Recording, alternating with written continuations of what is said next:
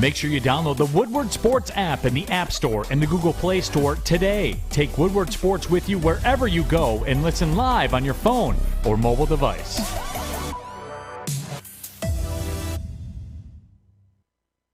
Good morning, everybody. Welcome to the Morning Woodward Show. A beautiful Friday morning, 8 a.m. downtown Birmingham. Jeff, Iafrate, myself. Of course, there's Fish in the booth. Alex, everybody joining us. The Lions kick off this Sunday, the 2022 NFL season. Yes. And we have a jam-packed show. Thursday Night Football, of course, have to talk about it. Season expectations. We'll preview the game. MicroMike joining us in the second hour. Michigan and Hawaii, Michigan State playing this weekend as well. And then, of course, we'll give our Super Bowl predictions. Much, much more coming on later in the show. I'm excited. But before we do, I like to share, sometimes, every once in a while, some things about my personal life. Sometimes it's good. Sometimes it's really shit. This morning, it's really shit. So, there's an individual I play in my fantasy league. This fantasy league means a lot to me. And this individual watched my team score 1.5 points last night because Dawson Knox only had one catch and Cam Akers gave me a fucking donut. So I'm not in a good mood this morning. Fuck you, Cam Akers. Fuck you, Sean McVay. And fuck you, Adham. Go fuck yourself. Huh? You and your shitty fucking team. Just so you know, for as long as I've been in this league, every year I've started 0-1. That person who beat me week 1 has finished last in the league. That is a trend that will continue. So fuck your team. I hope every single one of them tear their fucking ACLs. Fuck you. Having said that, we're going to start the morning show now. Good morning, everybody. Good morning, everybody. I'm sorry. I was a little frustrated. The Bills absolutely kicked the shit out of the Los Angeles Rams. 31-10. Look, you know me. I love betting. Yeah. Big part of what I do here. When you get a very good team at home at an underdog price, you take it. Last night didn't work out, but we had a conversation yesterday, and you said, Adam, Josh Allen, he's the MVP this year. Yeah. You want to talk about starting off the campaign on a very, very high note? Honestly, that first interception, not even his fault. No. The second one, arguable. A little bit of both, I think. Miscommunicate, whatever you want to label it down to, it's fine. But Josh Allen looked unbelievable. Like he even took another step forward as a passer. Like he looked way better, changing plays at the line of scrimmage, changing protection. Mm-hmm. He was really developing as a pre-snap quarterback, and that is amazing. He looked great last night. I think it's the most comfortable I've ever seen Josh Allen to start a season, and you saw it last postseason how he ended 9 touchdowns, no interceptions in the postseason. But he still loses. To have a postseason like he did and to still lose in the playoffs to Patrick Mahomes, I mean, it's devastating. But he picked up right where he left off against the Rams. He played pretty well. I mean, you can call it 26 for 31, 300 yards, 3 touchdowns. You mentioned it, 2 interceptions, 10 carries for 56 yards, had 1 on the ground as well. That's my MVP, man. And I really do. The Bills, I mean, that's a team that could win a Super Bowl. I'll put it like that because we'll get to our Super Bowl picks later. But defensively, the addition of Von Miller is underrated because the Bills have never had, and I heard it on the broadcast last night, they've never had somebody you need to focus on defensively and key in on. With Von Miller, you saw it. Everybody else ate. So, the Rams, I'm not going to take two. I get people want to overreact to the Rams and Matthew Stafford. He threw 3 picks last night. But, again, this is week 1. It's very unpredictable. I think it's a reason why Ryan Romani has the Lions beating the Eagles. Even though he admits the Eagles are a better team, it is week 1. I'm not going to take too much from it, but you're right, Adam. Josh Allen looked damn good. I think there's a lot of takeaways from both sides. So we'll start with Josh Allen specifically, since we're on the conversation. Jeff, he was throwing the ball and releasing it at an all-time record. In terms of it was like 2.3 seconds. 2.38 seconds was, yeah. I believe, the last time they brought it up on the broadcast. The lowest ever, the quickest ever in his career. Aaron Donald, they couldn't do anything. He was making his decisions before the ball was even snapped. That is such an elite trait that very few quarterbacks have in the NFL. And speaking of quarterbacks, Matthew Stafford didn't look good at all. The Rams looked pathetic. The offensive line couldn't get any push. Looked like a no hangover. run game going. Darrell Henderson was just a big block of turd running the ball last night. Tyler Higbee dropped like 3-4 passes. Cooper Kupp is the only legitimate weapon on that offense. And you know, it really had me thinking last night, wow, they miss Odell Beckham. And let's not forget what happened in the Super Bowl. Odell Beckham went down. And what happened? That Rams offense went to shit. It was not good the entire game. Yeah, The final drive of the game, obviously, Cooper Kupp, Matthew Stafford, that connection, it was special all year. It won them that game. But you go through 17 games, and it's only throwing to Cooper Kupp. Good luck winning. And you know who should be very happy this morning? Detroit Lions fans. Because they have that first-round pick. And they are one significant injury away from being one of the probably worst teams in the NFL. Because Stafford goes down with any elbow injury. Aaron Donald already said he wanted to retire back in May. Right. That got leaked last night. The Rams are in a tricky situation. Is their season over? No, it's not. Should you be happy and you want the higher pick? Absolutely. This is the year to do it. Having said that, they look bad. They look like they missed Andrew Whitworth. Mm-hmm. They look like they missed Von Miller. They look like they missed Leonard Floyd. They look like they missed Odell Beckham. And look, for all the Allen Robinson hype, Allen Robinson was a scrub in Chicago last year. He did not have a good season. Yes, I know it was Justin Fields, and it was a tough situation. He was not any good. Mooney was the one on that team. That's pretty sad. That's another thing you got to bring up too. And at first, it'll be that Rams offensive line because you can't give up 6 sacks, especially to a quarterback like Matthew who's dealing with that elbow injury and expect you to win. I mean, that's the issue. 3 turnovers as well. But another thing, and you brought it up, you need somebody else that you can rely on besides Cooper Kupp. And this might be more of a Matthew thing. You know, he relies more and he's more comfortable throwing it to Cooper Kupp. The guy's open every single play. But you know, you're hoping you're going to see more of Allen Robinson because this can't be a one-show pony all year. I don't think they can expect to repeat if you're only really receivers Cooper Kupp. Last year, you at least had guys you can count on if Cooper's getting double-teamed. I didn't see it last night, but we'll see. I mean, the Bills' defense is the best defense in the NFL. But if the Rams want to salvage their season, and again, it's only one game, but Jeff, they need to be able to run the ball this year. They do. They didn't do it last year. They got away with it. And again, they were very fortunate last year. We don't talk about it enough. The week they bring Odell Beckham to the team, what happens? Robert Woods went down. If they don't make that move before the deadline, they're not winning the Super Bowl. No. Odell Beckham comes to the team, Von Miller, and he saw Von Miller's impact. He was on the opposing team last night. 2.5 sacks, I believe. He was phenomenal. That was quite the Thursday night opener. I mean, that was... You want to talk about a takeaway? That was a statement game for the Bills. And talk about a team that has a sour taste in their mouth. One of the more hungrier teams in the NFL. We all remember how they lost to the Chiefs last year. 13 seconds, and then overtime on a coin flip. Mm-hmm. That says it all. And I want to bring up something, too, because you were watching last night, especially from the Buffalo side. Singletary, 8 carries for 48 yards, 6 yards per carry. But Josh had more carries. He had 10 carries for 56 yards. And they brought this up also on the broadcast with Josh Allen. And they asked Josh about, how do you want to elongate your career? Do you think about that stuff when you're running the football, that you want to be safe, especially over a 17-game season, you want to be healthy? And he's smart. He knows. But last night, another 10 carries. He left it on the field. He left it on the field. And does that concern you at all, or should it concern you as a Bills fan? Look, Ben Roethlisberger, I compare Josh Allen to Big Ben in terms of how big he is. Right. You can't. Look, can he get hurt by doing that? He absolutely can. Should he be concerned? Of course, any fan of the Bills, any player or any individual supporting Josh Allen would be like, hey, we want to limit those amount of hits. But the guy is a unit. You saw the stiff arm he made on the sideline. Oh, dude, he babied that man.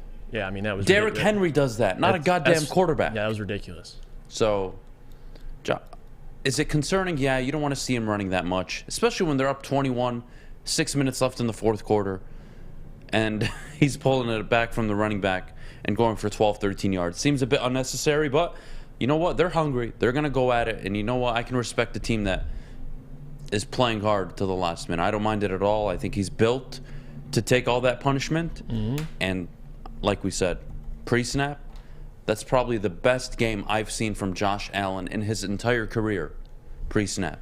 And another emerging star on that team, Gabriel Davis. 22 catches last season. Speaking of second options on your wide 22 receivers. catches last season only. Yeah. 13 touchdowns.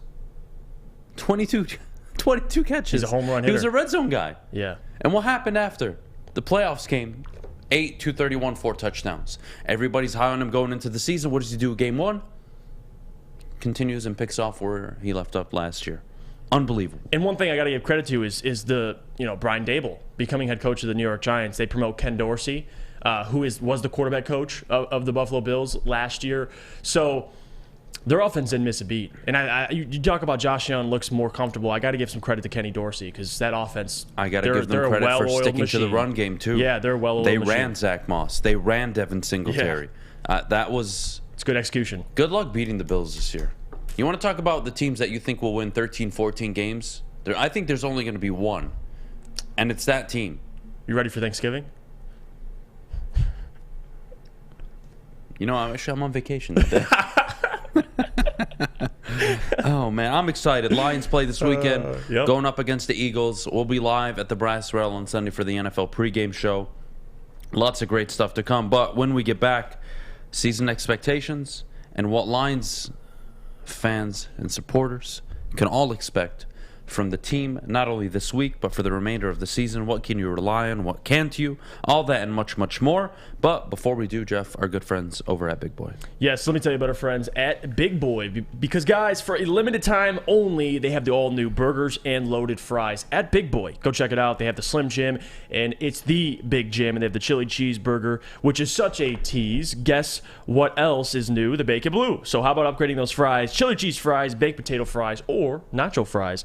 Satisfy those taste buds at Big Boy. Life is full of hard choices. We're here to make one of life's biggest decisions as simple as possible. My name is Christina Gennari, and for over 20 years, I've helped hundreds of families buy and sell homes. We cover all of Metro Detroit and more, from large luxury homes to starter homes. We will work hard to make sure that you get the home of your dreams. So if you're in the market today or even thinking about buying or selling in the future, make the obvious choice. Christina Gennari, the obvious choice in real estate. Visit us at soldchristina.com today. Fellas, let's be honest. We like things to be easy. We like simple stuff, like sports 7 days a week. We like things uncomplicated, like Lady Jane's Haircuts for Men. Open 10 to 8, 7 days a week. Walk in anytime. Sign in, sit down, watch your favorite team play, and before you know it, your hair will be game ready. Open 10 to 8, 7 days a week. Walk in anytime. Lady Jane's Haircuts for Men. It's wicked awesome. You're an ugly guy, and that's okay because you've outkicked your coverage with your significant other. Well, that's good news for you. Their hotness and your notness could get you front row tickets. The Woodward Sports Network is giving you a chance to sit front row for the Detroit versus Washington football game. That's right. We're looking for the ugliest guy and the hottest girl. So fellas, come on. If you know you've outkicked your coverage, here's your chance. Post a pic of you and your superior-looking partner on Twitter or Instagram with hashtag Woodward Front Row. Follow us and tag at Woodward Sports. Hurry, because we'll be selecting a winner September 16th. We can't wait to see you. Well, her. From the network that always outkicks the competition. Woodward Sports.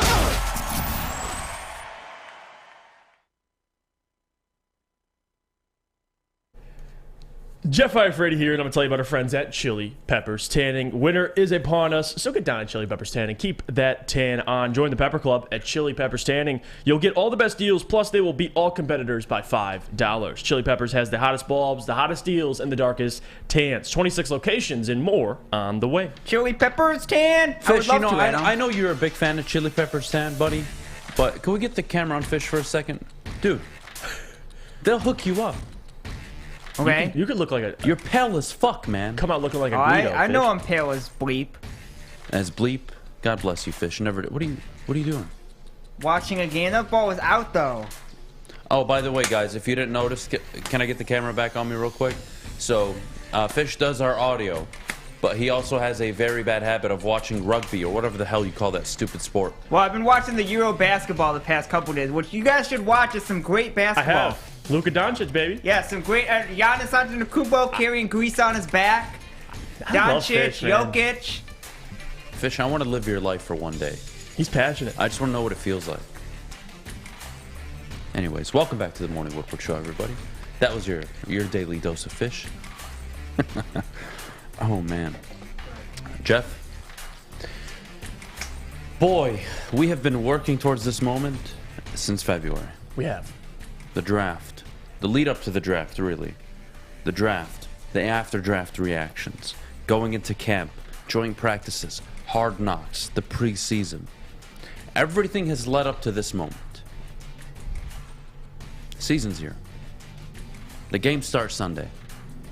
And I know there's a lot of hype, as there should be in my opinion, but we got to walk through expectations this year where you need to define them clearly, because I need to understand where we're at with this football team, this head coach, this front office, this ownership group. Where are we going mindset-wise, expectations going into the season against a team that was just in the playoffs last year? Against the Eagles, listen, we expect improvement. I'll get that out of the way. But the second thing is you don't expect what you saw last year out of this Lions team. It's some games. I mean, you saw a lot of games where it was close, and you saw a lot of games like last year against the Eagles and the Bengals where it was a complete obliteration. It was a blowout. That's what you don't want to see. And I know people, Lions fans, share that same sentiment. What I want to see against the Eagles this week is a team that's hard to play, a team that's physical, a team that, isn't going to stop until the end of the football game. And you saw it in a lot of games last year, I have to say so. So Dan does have his players playing hard for him. But I think the addition of more talent is going to help them. They didn't have that as, DJ Chark, Aiden Hutchinson, number 2 overall draft pick. They added some guys this offseason, so you're expecting them to get better. But another thing is, I want to see that defense. That's what I'm excited to see, because I don't think, for me, offensively, I know what they're going to be. I think they'll be a, top 15 unit. I really do, especially with that offensive line. Hopefully they stay healthy and you can get Frank back sooner than later. But defensively is where all my question marks are. And I've said this on the show multiple times. The season is going to be dictated by that defensive and offensive line on top of Jared Goff. So that's what I'm looking forward to seeing. Can they get to Jalen Hurts? Because it's a hell of a test. You have the best offensive line week 1, a veteran offensive line, Lane Johnson, the best right tackle in the NFL, and you have a guy in Jason Kelsey, who's the best center, you could argue, in the NFL, and they have other guys around them that are solid. So for me, Adam, I want to see him come out and compete. I want to see him take care of the football, and defensively just not give up big plays, because you have a guy like Jalen Hurts, who not everybody is sold on, including Eagles fans, and I get it. He's exciting, he's fun to watch, but he still needs to prove himself this year. And what a game to start against the Lions, and you could crush hopes against the Eagles. It is week 1. I don't think so. Anything's up in the air, but we'll get to my prediction of the game. But I think that's for later. It's an opportunity for them to come out and show where they've improved, and I'm excited to see it. Expectations this year, and I want to circle back to last season too, because it's very important. Player development, coaches showing improvement, the ability to manage 2-minute warning, key situations in a game. What's that decision-making look like? That was last season. This season, are they a contender, Jeff? Yes or no? The Lions, are they a contender? Yes. No, they're not. Okay. Are they a division contender? No. Are they a wild card contender? Possibly in the NFC. Possibly in the NFC. Win I think that's fair. 9 games, yeah. You're absolutely right. That's fair. Okay. So, we know there are no Super Bowl expectations, which you want to work towards, but you're not there yet. There are no winning the division expectations. So, the reality that you live in is it would be a hyper-successful season if you were a wild card team this year. That would be, to some, considered an overachievement. The roster is much better under Brad Holmes 2 years removed from the fact when he took over. It's much further along. The salary cap is in a much better situation. I think Jared Goff this season with Ben Johnson, Dan Campbell, and company is going to have one of his better seasons since 2018. Having said that, if that's the expectation, then we need to understand before anything happens on Sunday that anything less than a 7-win season is failure. Because you are capable of winning 7 games this year. Your schedule dictates that. The talent you have on the offense dictates that. What about defensively? Defensively is one of the biggest concerns. Because I don't know if less than 7, because if you win 6, is that really a disaster? Like, is it? Because they doubled their win total from last year. Context matters, right? Right. So, Absolutely. you right could say it to me now, hey, Adam, what's the difference between 6 and 7? I mean, the point is they improved. Sure. But, I mean, how are you losing these games and how are you winning these games? True. If you are going out, and this is my belief this season, my legitimate expectation is that offense, good luck stopping it. I think the Lions are going to have a top 10 offense in terms of efficiency. They're going to have a top 15 offense in third down efficiency. I would say a top 14 offense easily in terms of the running ability. And then passing, I think Jared Goff's going to have one of his better years. Again, DJ Chark, Amon-Ra St. Brown, TJ Hawkinson, DeAndre, I can go over and over. We've done this so many times. Talent's there on offense. Your Achilles heel at the moment is you have an unproven secondary. Your linebackers are a huge question mark. And you are hopeful that the kid you took at number 2 overall is exactly what we think he is so far, which is a game wrecker, a game changer.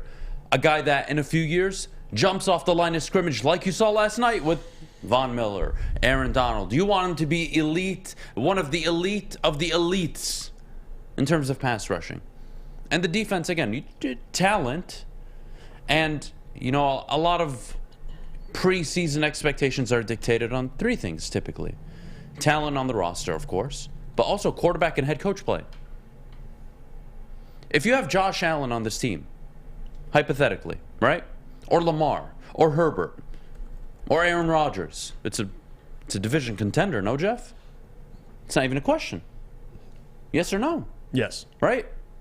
So what you have and the opportunity you have as a Detroit Lions fan this year to watch your team is you're going to see an offense that's, I believe, going to be clicking on all cylinders for most games. They may struggle a few times. It happens. But I think for the most part of the season, 13, 14 games out of the year, they are going to be very effective. They are going to be putting up 24, 27, 30 points on a consistent basis. And it's up to your defense of, hey, can you put in a few performances like you did last year where you hold teams under 20 points? Or are you just going to be ran all over, no ability to stop the run, and your secondary players are actually getting burned all the time? The defense is the question mark this year. If you told me this was a top 15 defense this year, I would be confident in saying they have a chance to push for the wild card easily. But the defense is a huge question mark. I don't question Jared Goff. Not with the talent he has around him, not with the offensive line, not with the coach, not with the offensive coordinator. I feel very good about the offense. But they're capped because of defense and one major factor that I know it's a tough conversation to have, but you don't know what Dan Campbell is yet. You don't. None of us know. And when you don't know these things, it's very difficult to go out and be very aggressive and say, this is a team I think that's going to contend for a division, or a team I think or I believe will contend in the NFC. Yeah. So Dan Campbell has some questions to answer this year. So does Jared Goff. But I think that offense is going to be clicking all year. It's the defense that's going to hold them back. Yeah, we mutually agree about that, too. Offensively, not too many question marks. Obviously, without Frank Ragnow, it's a worry. But defensively, to your point, you brought up Aiden Hutchinson. If you can pressure the quarterback with Aiden, Charles Harris, Romeo Okwara gets back, I think that'll at least benefit the lack of talent or lack of proven talent you have behind those guys in your linebacker core and safeties. Because you saw Von Miller, and I'm not saying Aiden Hutchinson's Von Miller, slow down. But what I'm saying is when you have a guy like Von Miller who can draw attention and you have to worry about Von Miller and he's pressuring the quarterback, he's getting to Matthew Stafford, you saw how much better their secondary looked last night. They didn't have Tre'Davious White, and they still had 3 interceptions. So you have to look at it like that. For me, Aiden, I'm going to temper my expectations. I still have in about 9.5 sacks, but you're absolutely right. Defensively, if you could pressure the quarterback, it's going to help them out a lot because you have unproven guys. You have Jeff Okudah, who this is a big year for him. Malcolm Rodriguez, who might start. Alex Anzalone, who probably isn't starting on most teams, but he's a solid starter. There's a lot of question marks. I don't want to say that they're not talented. I just think they're unproven. So to your point, that offense is going to have to carry the load this year. And we'll get into how much they're going to have to average, too, which is a big deal for them, too, because they gotta average. You can't, like last year, average, 18 points and expect to win 7-8 games. You can't. Defensively, they kept you in a lot of close games, but Adam, the thing I'm looking for this year as well is, can you close games? Because you're going to have games where it's a one-score game. Can you finish games? Because last year you had a lot of close games. You couldn't win them. So that's what I'm looking at this year. Oh, man. I think we're on the same page. What I will say for Sunday, health is, I think, a big factor of this year. How healthy can some of these players stay? Hawkinson, Swift, the offensive line. What does Jameson Williams look like when he gets back from injury? A lot of question marks. But that's the great part of the football season. We get to find it all out, and it unfolds in front of us. I can't wait. I'll be front row. I can't wait. When we get back, we're going to play a little game, Jeff. I'm excited. What is more important? And it's going to be, of course, Detroit Lions edition. I'll ask you a few questions. You tell me what's more important. And, of course, if we have time, we'll give away our predictions for the upcoming season. But before we do, I got to tell you about a very special promo that we are running on how to win front row tickets to the Washington-Detroit game in Week 2. The Woodward Sports Network is giving you a chance to sit front row for the Detroit versus Washington football game. That's right. We're looking for the ugliest guy and the hottest girl. So, fellas, if you know you've outkicked your coverage, here's your chance. Post a picture with you and your superior-looking partner on Twitter or Instagram with hashtag Woodward Front Row. Follow us and tag Woodward Sports, of course. And hurry, because we will be selecting a winner on September 19th. It took exploring 50 different formulas and hosting countless taste tests, but we believe Gypsy Vodka is the smoothest vodka on the market. Don't believe us? Ask the owners. We're Mike and Adam Kazanowski with High Five Spirits Distillery. We're in close to about 1,200 locations throughout Michigan. We wanted to create a brand that was geared more towards freedom, love, adventure, and at the end of the day, we really wanted to tell a story that inspired other people to take risk, follow their dreams, whatever that might be. New to the game or a season better?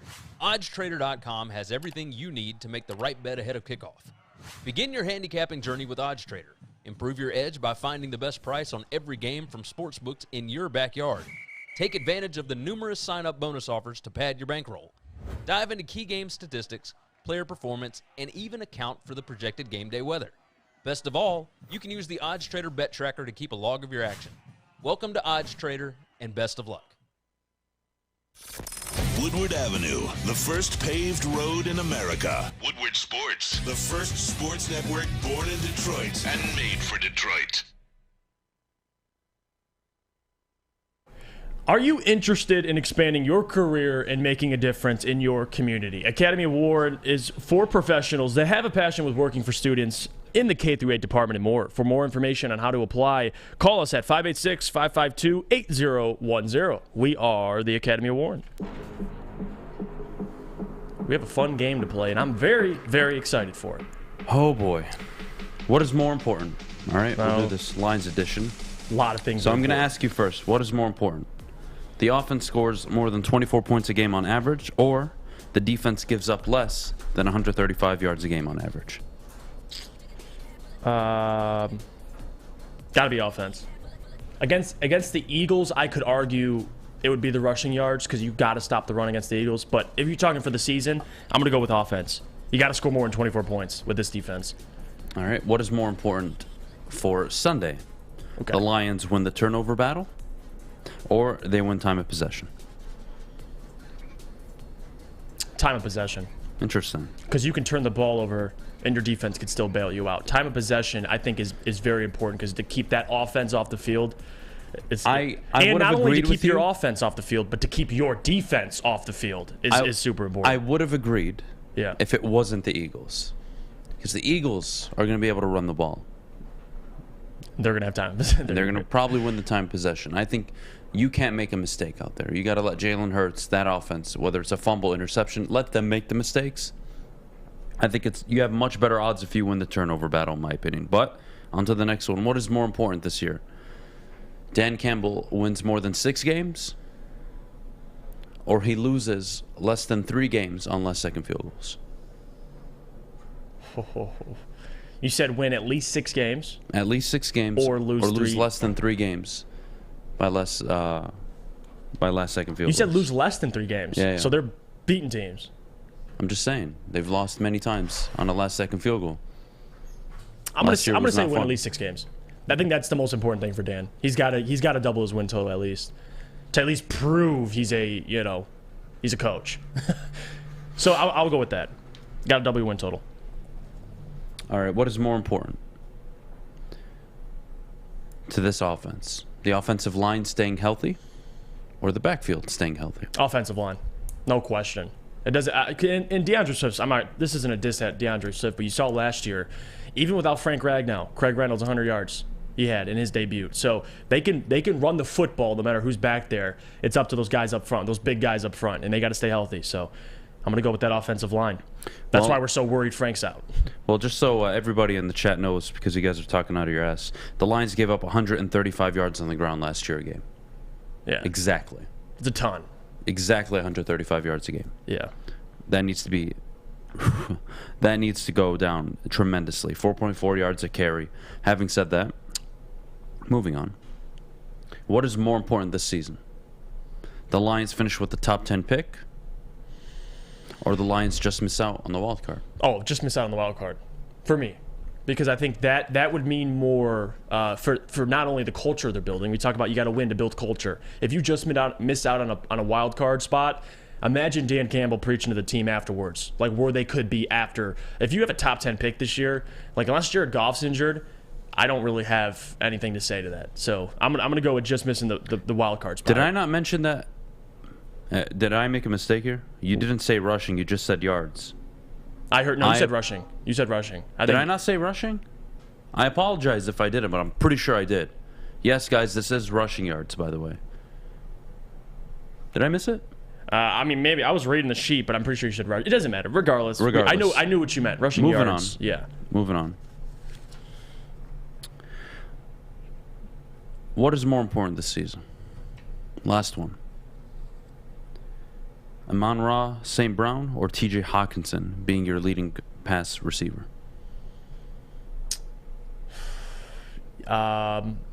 This is a tough one because I can go either way with this. I could go TJ because that would solidify that you need to pay him, and he would prove to us that he's the tight end that we think he is. But Amon-Ra St. Brown going off would, again, solidify that Brad Holmes is a damn genius, and you found him in the 4th round. I'm going to go with TJ because if TJ has that type of year, like that, you have a top 5 tight end on your hands, top 5, 6 tight end. So I'm gonna go with TJ because then you can actually make the argument to pay him if he has the most yards on the team. So I'll go with TJ. My preference would be Amon-Ra. Trust me, that's my prediction. I think he'll lead this team in receiving yards. But if we're talking, would you rather? Fair enough. I mean, TJ, listen, that's what we question. So. Fair enough. Well, I want to move into season predictions. Mm-hmm. All right. We gave away division winners. We gave away award winners yesterday on the show. Yep. Before Sunday kicks off, Jeff, give me your Super Bowl teams. And if you want, you can share with who you think will make the championship game in both conferences. So in the AFC, I have the Bills, and the other one is tough for me because I had the Chargers or the Broncos. Those are the 2 teams I'm deciding between. I have the Bills already in there. I'm going to lean Broncos because Russell Wilson, he's been there. He knows how to get there. And I think the Broncos are going to surprise a lot of people this year. No matter what, if they end second, I still think the Chargers will win the division. Doesn't mean that the Broncos can't make all the way to the AFC Championship game. So I'm going to go Bills in Broncos in the AFC. In the NFC, I'm going to go the Rams, and I'm going to go who else in the NFC Championship game? It's tough. I mean, I could go Bucks.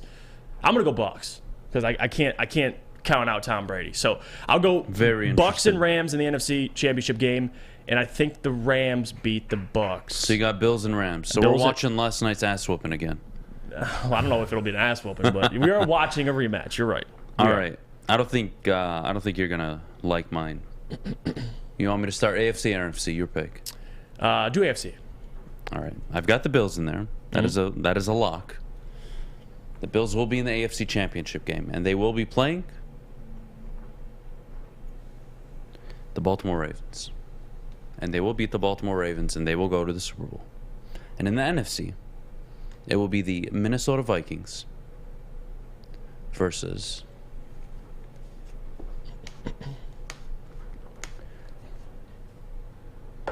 the Green Bay Packers.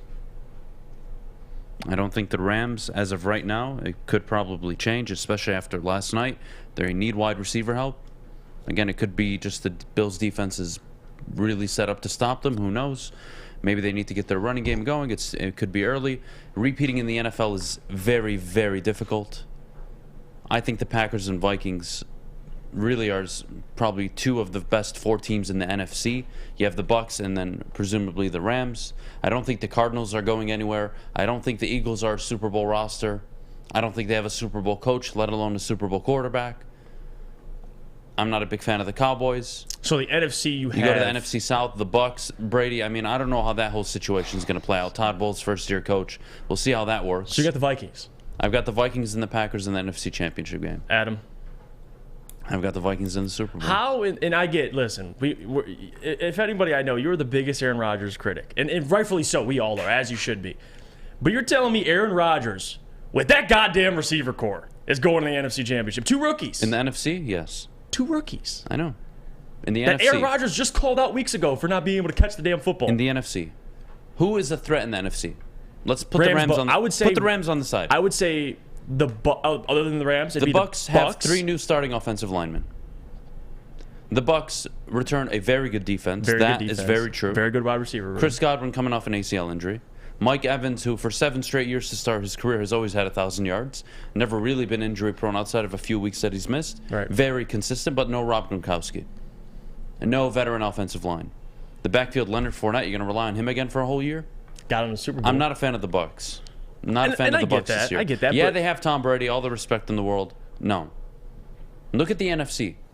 If I told you Vikings, Packers, I'm going to list you off the teams. You tell me if you think that team is better than either of those teams.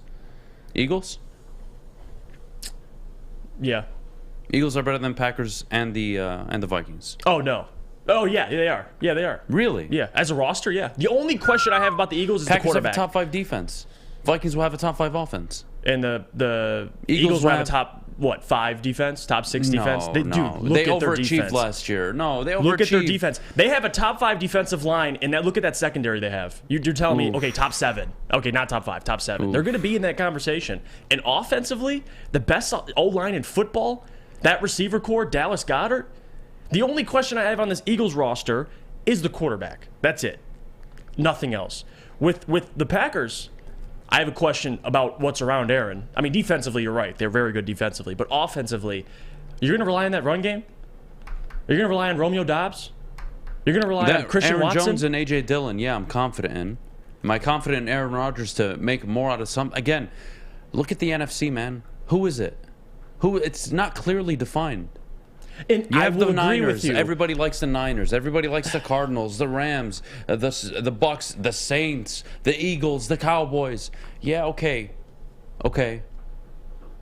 What does that mean to me? Who has the best quarterback in the NFC? It would be between the Bucks and the Rams. It would be the Bucks, Packers, and Rams. Yeah. Those would be the three. Those are the 3. Those are the 3 you would debate. Out of those 3 teams, who has the best defense? The Packers. Who's got the best receiving core? I would say the Bucks. Yeah, the Bucks. Depending on Chris Godwin's health. And who's got the best offensive line? I would turn back to the Packers. Okay. I'm feeling much better about the Packers, even though I'm down on them this year to not even win the division. Mm-hmm. Give me the Packers over the Niners, who have never made the playoffs in back-to-back years under Kyle Shanahan. It's basically a rookie quarterback, let's be honest. Like Trey Lance, his first season starting. He is a rookie quarterback, technically. So that'll be. So you have him. Yeah. You have a situation where you've never made the playoffs in back-to-back years. You have the Rams, who really need to get right. And in that division, they'll probably get away with it. But boy, not the best way to start a season. Doesn't make me confident in them as of now. The Cowboys, yeah, no, not sold at all. They have Andy Reid in the fucking backfield. Think I'm going to be sold on the Cowboys? And then you want me to believe that Nick Sirianni, Jalen Hurts, and that team. And his flower analogies. That is, I am not putting my money on the Eagles getting to the NFC Championship. And then I look at the Packers, proven coach who's gotten to the NFC Championship multiple times, a proven quarterback. I'll take that along with what I think will be the surprise team in the NFC, which is the Vikings. Those are my 2 picks. I think the Bills win the Super Bowl at the end of the year. And you're my guy because we agree there. But I wouldn't hate you if you had one of those teams in the NFC Championship game. You have both. You have Minnesota and Green Bay. Like, that's where I wouldn't be surprised if Minnesota sneaks in. Look, last year before the season started. But both? Last year before the season started, I have credibility. All right? You got some. I had the Bills and I had the Chiefs in the AFC Championship game. It just so happened to be they played in the divisional round, okay? One of which got to the AFC Championship game and lost. I had the Bills and Rams in the Super Bowl. I had the Rams and Niners in the NFC Championship game. We're going to go 2 division teams again. Same division.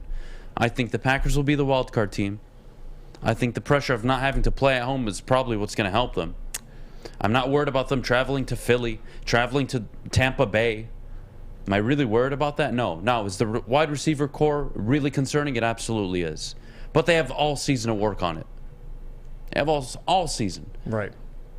We'll see. We'll see what that receiver core looks like. We'll see. But I like it. I like you putting your nuts on the table.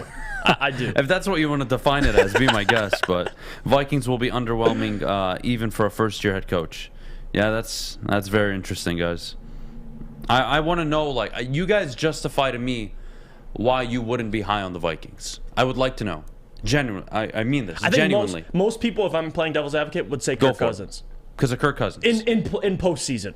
You trust Kirk Cousins in the postseason to get you... Because you're going to win the division, so they're going to have a home playoff game. Has Jared Goff gotten to an NFC Championship game? I'm asking. Yes, Hear me out. No, I get where you're going with this. Who was the individual? What was his name? Vikings quarterback. Before Kirk Cousins showed up.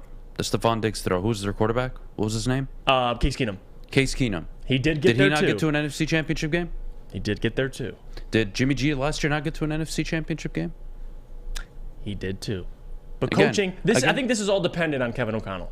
We'll see. Which, again, based on what I believe... You're high on him. And he's going to be a Coach of the Year candidate, and I think he's going to be phenomenal year one. And just look at the not Matt LaFleur. Look at the Kyle Shanahan and Sean McVay coaching tree. It stacks up with Andy Reid's. It's pretty damn impressive so far. I'm going out on a limb. Call it what you want. I like it. I would take. Anthony says I take the Saints over the Vikings. Really. With a first-year Dennis Allen coach, along with what James coming off Winston, an ACL. That's the with thing. What Chris Olave as your number one, and Michael Thomas, who hasn't been healthy for a year and a half, or Alvin Kamara. Okay, and then they do have a top 10 defense. Okay, I'll give you that. And I get the NFC's wide open, but here. I don't know about the Saints. I get they have a really, really good team. They do. And it's kind of like similar to, I guess you could call the Eagles. They have a really good team, but the quarterback, it's like... Let's look at what's around Kirk Cousins Winston. instead of just focusing on him. Okay. They're going to have a better defense than they did last year. They hope so. They added Zadarius Smith. Yeah. They're good at safety. They're okay at corner, unproven. They drafted and tried to address it in the NFL draft. Mm-hmm. The offensive line is okay. Backfield, we know what it is. The receivers speak for themselves. The weapons are there. The defensive front will be better with Zadarius Smith. Linebacker, pretty solid. He's going to have a good team around him. And he's coming off a year where he threw for 33 touchdowns and 7 interceptions. But he's a bum. He's not a bum. He's a good quarterback. He's not spectacular. He's not elite. He's not a franchise quarterback, but he's good. Good enough. He's good. You can win with good. Ryan Tannehill. Didn't he lead the Titans to the best record in the AFC last year? With no Derrick Henry. What happened in that postseason? I'm just saying. You can win. We'll and see. that game that they blew, that defense gave them every opportunity. And Ryan Tannehill showed up like Ryan Tannehill typically does. Yeah. So that doesn't shock me. We'll see. But Case Keenum, recent examples. Case Keenum, Jared Goff, Jimmy Garoppolo. Come on, guys. Let's not sleep on the Vikings. Although I disagree with you, I'm excited to see how these play out. Well, you know what I'm excited for? Excited for this Saturday. First college football pregame show tomorrow. Yep. I can't wait. Yep. Absolutely cannot wait. And on top of it, Michigan take on Hawaii. 52-point favorites at the moment. Christ. But everybody at home is going to be watching for one reason. J.J. McCarthy. We'll get to that in just a second. But before we do, I got to tell you about the official studio sponsor of the Woodward Sports Network, and that is Planet Fitness. Planet Fitness, sign up today by visiting planetfitness.com or visiting one of their many Metro Detroit locations. You can sign up today for $0 down, $10 a month. Take your fitness seriously. Your fitness is essential. Again, visit planetfitness.com or one of their many Metro Detroit locations to sign up today. At work and at home, we're there with smarter security solutions. Featuring complete automation with customized alerts and more. For over 90 years, we've been the company that's been counted on to protect what matters most, all with personalized service and care. Right now, for a limited time, receive a free video device plus free installation with a new home system. Guardian Alarm. We protect Michigan. When you need apparel, there's only one place to go. Big Frog in Novi. With no setup fees, no artwork fees, no minimum, and a 24-hour turnaround, you can have your whole team outfitted in no time. Embroidery, direct-to-garment, vinyl, and screen printing, Big Frog has it all in all the styles you want. So whether it's a sports team, fundraiser, school event, or corporate needs, Big Frog is your one-stop destination. Visit bigfrog.com/Novi or call 844-4-BIG-FROG. The only sports network in Detroit that starts with a W. You know, because we win. Woodward Sports, Detroit's winning sports network. Jeff Iafrate here. I'm going to tell you about our friends at Alta. Because, guys, at Alta, uptime matters. Alta Equipment has everything you need to get the job done. Have a big project coming up. Alta Rent has you covered. Call them today, 844-GO-TO-ALTA. That's 844-GO-TO-ALTA today. All right, we're back. 8:47. MicroMike coming up in just 13 minutes, top of the hour. He will be joining us to talk about the Lions-Eagles this Sunday. But before we get there, Michigan and Hawaii play this weekend.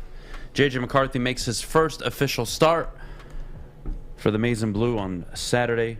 Jeff, is J.J. McCarthy ready to take the stage for Michigan? Or are we going to see his quote-unquote faults, even though, again, this is his first career start, by the way? I think everything's set up for him to go out and completely obliterate Hawaii. I think this is his job to lose at this point. I think he'll do it. The best case for the Wolverines and Jim Harbaugh is for him to come out and just play extremely well. And it's not like they have to come out and change what they're doing offensively. He just has to look comfortable, look poised, go out there, control the offense, make some big plays, and I think it's his job.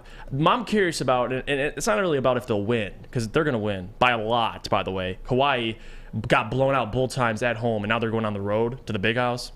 Good luck with that. But what I will say is, it's not really only about this game. I'm curious to see moving forward, because I know JJ, really, we talked about this yesterday too. The best case for Jim Harbaugh is he either plays really well or he craps the bed, because if he comes out and looks mediocre, that's going to make Jim's job a whole lot more difficult, because then you got to go with your gut.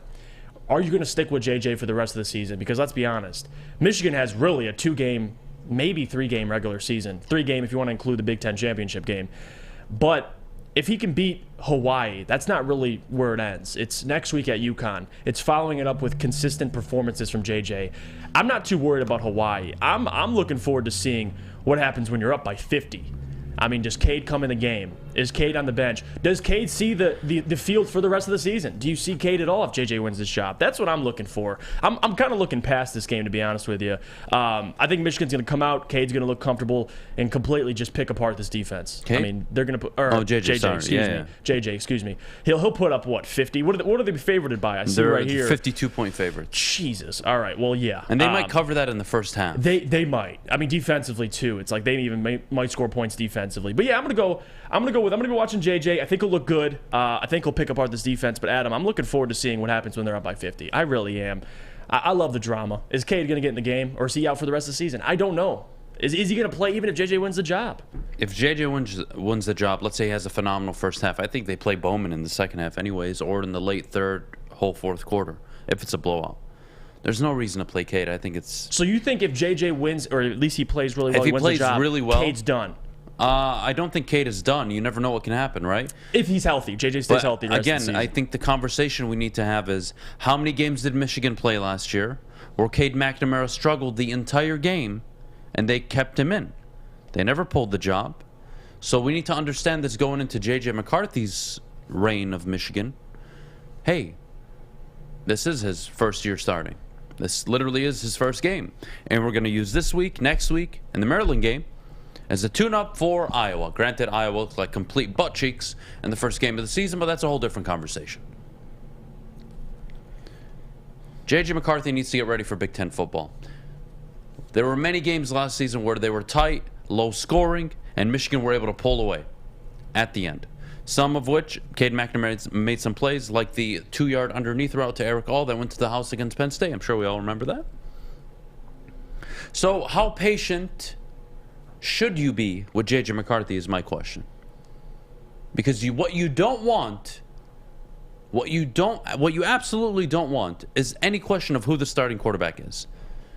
Midway into the season last year, it was Cade McNamara. It was obvious. They were not changing.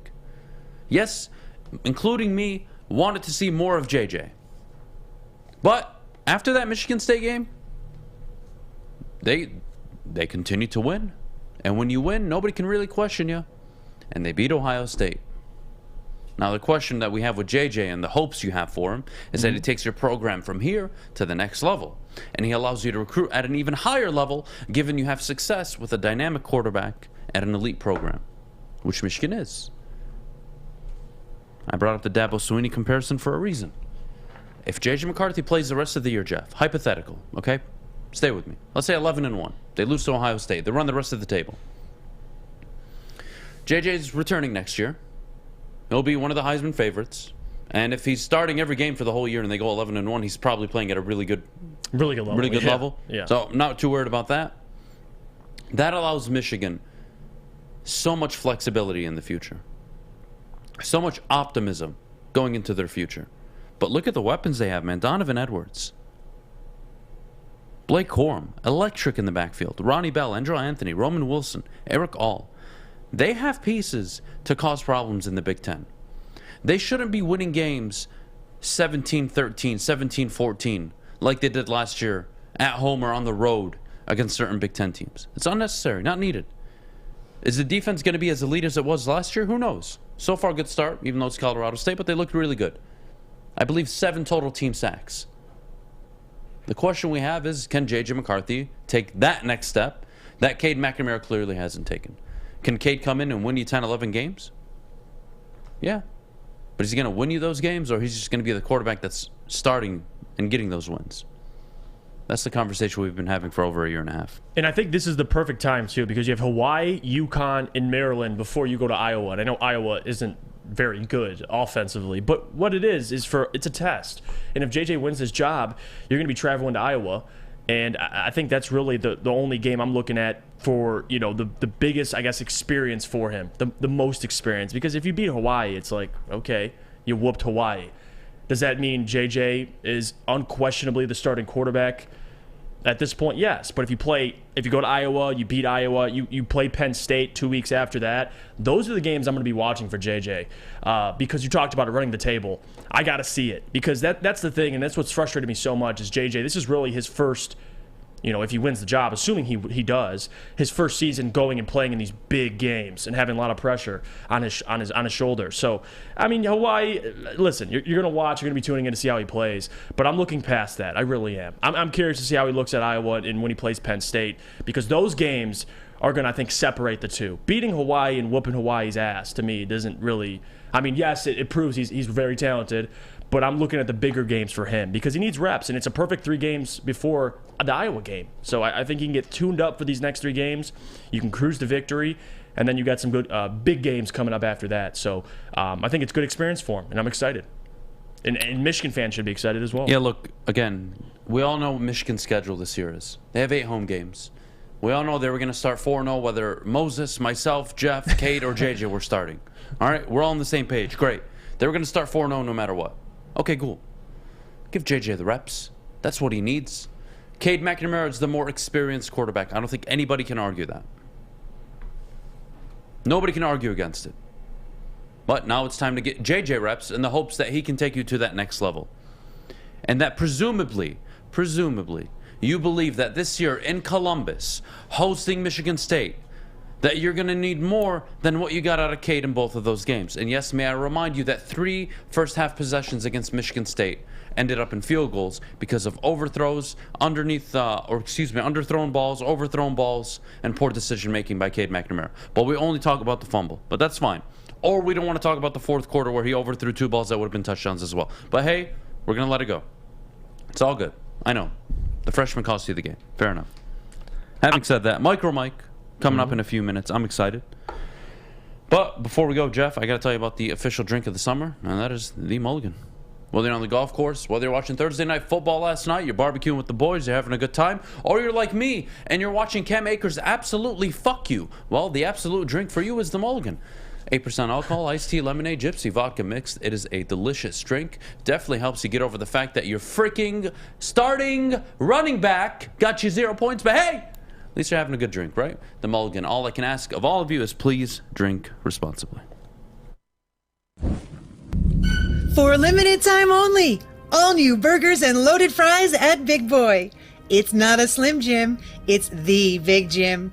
The chili cheese is such a tease. Guess what else is new? The Bacon Blue. How about upgrading those fries? Chili cheese fries, baked potato fries, nacho fries. What will it be? Satisfy those taste buds at Big Boy. Hey, this is Mr. Kearney, Chief Academic Officer at Academy of Warren.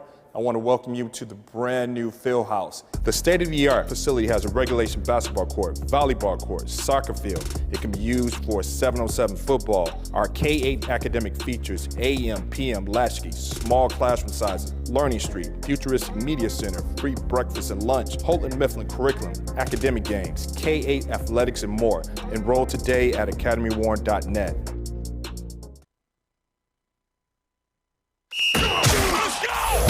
You're an ugly guy, and that's okay because you've outkicked your coverage with your significant other. Well, that's good news for you.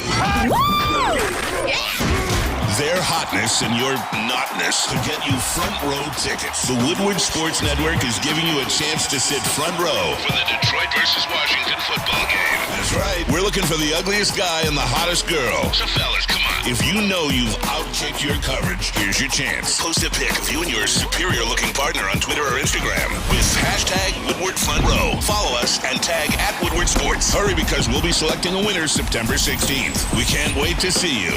Well, her. From the network that always outkicks the competition. Woodward Sports.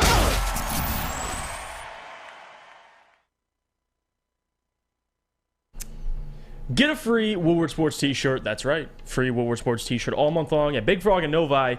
Just stop in, tell them we sent you, and they will print one out for you on the spot. So go to Big Frog and Novi today. Get your free t-shirt or visit them online at bigfrog.com/Novi. All right, we're back. Top of the hour, brought to you by our good friends over at Bedrock Detroit. And, of course, we are joined by a very, very good friend of the show, MicroMike. Mike, good morning, buddy. How are you doing? I am doing fantastic. Let's freaking go. Friday before a real game day. Super excited, but I'm not excited that we only got 82 likes right now with 614 in the chat. Smash that like button. Come on, let's go. My man.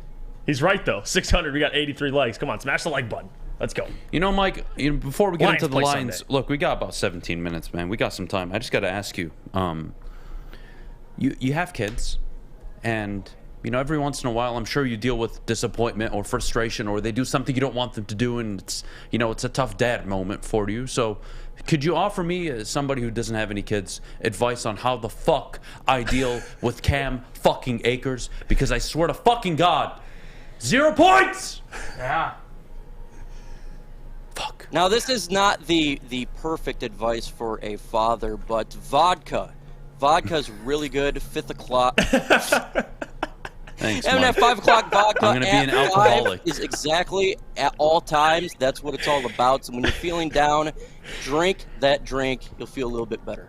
That's why we got that gypsy vodka by us, Mike, at all times. Fair enough, Mike. You need Fair it. enough. You Well, need Mike, it. look, I mentioned this to Jeff when we started the show.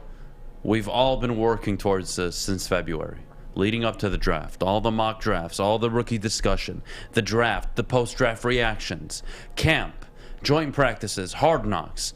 the preseason games. The season's here now. Give me your expectations for this football team this season before we get into Sunday. Now, my expectations here for the Detroit Lions is to get 7 to 8 wins, really go in a positive trajectory. I don't expect them to make the playoffs, but I do expect them to be a more physical football team, to be more dominant offensively with the additions that we have of DJ Chark, Amon-Ra St. Brown in year 2, and Josh Reynolds again with another year with our quarterback Jared Goff. That's what I expect. I want to see some gains on the defensive line as well. Obviously, you got Aiden Hutchinson, but Charles Harris and Austin Bryant has shown some quality steps regarding getting after the pass rusher. And obviously, Malcolm Rodrigo. Everyone's talking about Malcolm Rodriguez. Can he really elevate that status that the hype right now is rolling with him? And, of course, Jeffrey Okudah.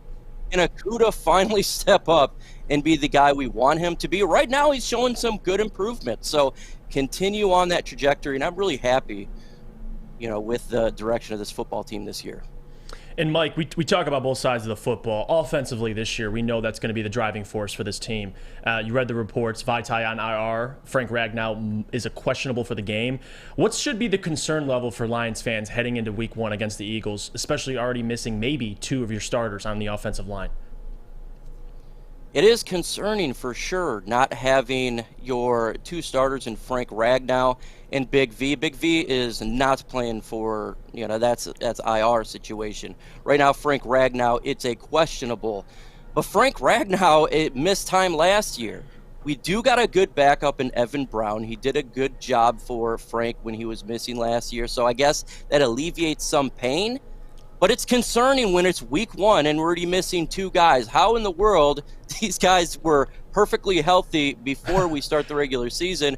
It's just a couple days before we go, bam, everyone gets injured. So that sucks. It really does. But I feel like if we're going to have injuries on the offensive line, guard and center would be the best position to have. I feel like if we were to lose a left tackle or lose Penei Sewell, it'd be in a much worse situation. Matt Nelson is definitely not a Taylor Decker, and Penei Sewell is better suited for the right side. So if you lost Decker, he'd have to go to left. So it's concerning, especially against the defensive line right now that Philadelphia Eagles have. Really good. We'll see how it works. They got to get better, though. Mike, they gave up 135 yards a game on the ground last season as a defense. I believe 4th worst in the NFL. They're going up against a very, very formidable opponent, the Philadelphia Eagles, who have Miles Sanders, Jalen Hurts, a running quarterback who can also throw the football. This is a very problematic matchup. You have a questionable secondary in Detroit, right? Very unproven. You have a linebacking core that you're really unsure of, and you have you're optimistic about your defensive front on the defensive line and what they can do on the interior, on the outside. But you have A.J. Brown, Devontae Smith on the outside. You have Dallas Goedert at tight end. You have Miles Sanders in the backfield. You have Jalen Hurts at quarterback. This is a very difficult matchup for the Lions on Sunday. How concerned should we be when it comes to the defensive play? I'd be concerned for sure. The matchup is bad for the Lions. Amani Warrior is a good cornerback, but he has issues with speed. So it'll be really interesting to see who they match him up with. Will he be with A.J. Brown instead of being with Devonta Smith because of his speed? Will they put Okudah with Smith? Try to match those guys up. But you're talking about Dallas Goedert. He wreaks havoc. He is an undervalued, underrated tight end, nearly 900 yards last year, and now he's going to be the guy at tight end. We know we have issues in the middle of the field. How are the Lions going to game plan to slow this guy down? And, of course, Jalen Hurts and his legs. Can we contain Jalen Hurts to force him to throw the football? I talked to my guy, Chase Sr. from Chat Sports, the Eagles man who runs that channel, and he says they're really trying to focus Jalen Hurts to be a passer. So expect that to be in this game, him staying in the pocket. If that's the case, I think that's good news for the Lions. Just containing Jalen Hurts, force him to pass, because he can make some mistakes. He can do that from that quarterback position. But if he gets scrambling, getting out of the pocket, we have an issue stopping the run at a dual threat quarterback.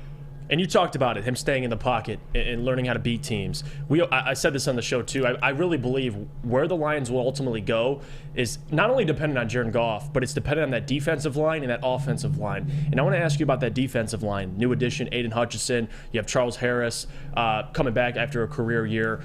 What is your expectation for this defensive line against a very, really, arguably, I would say the best offensive line in the Eagles, a really good test for them? What do you expect out of this defensive line in week 1 and how effective they can be?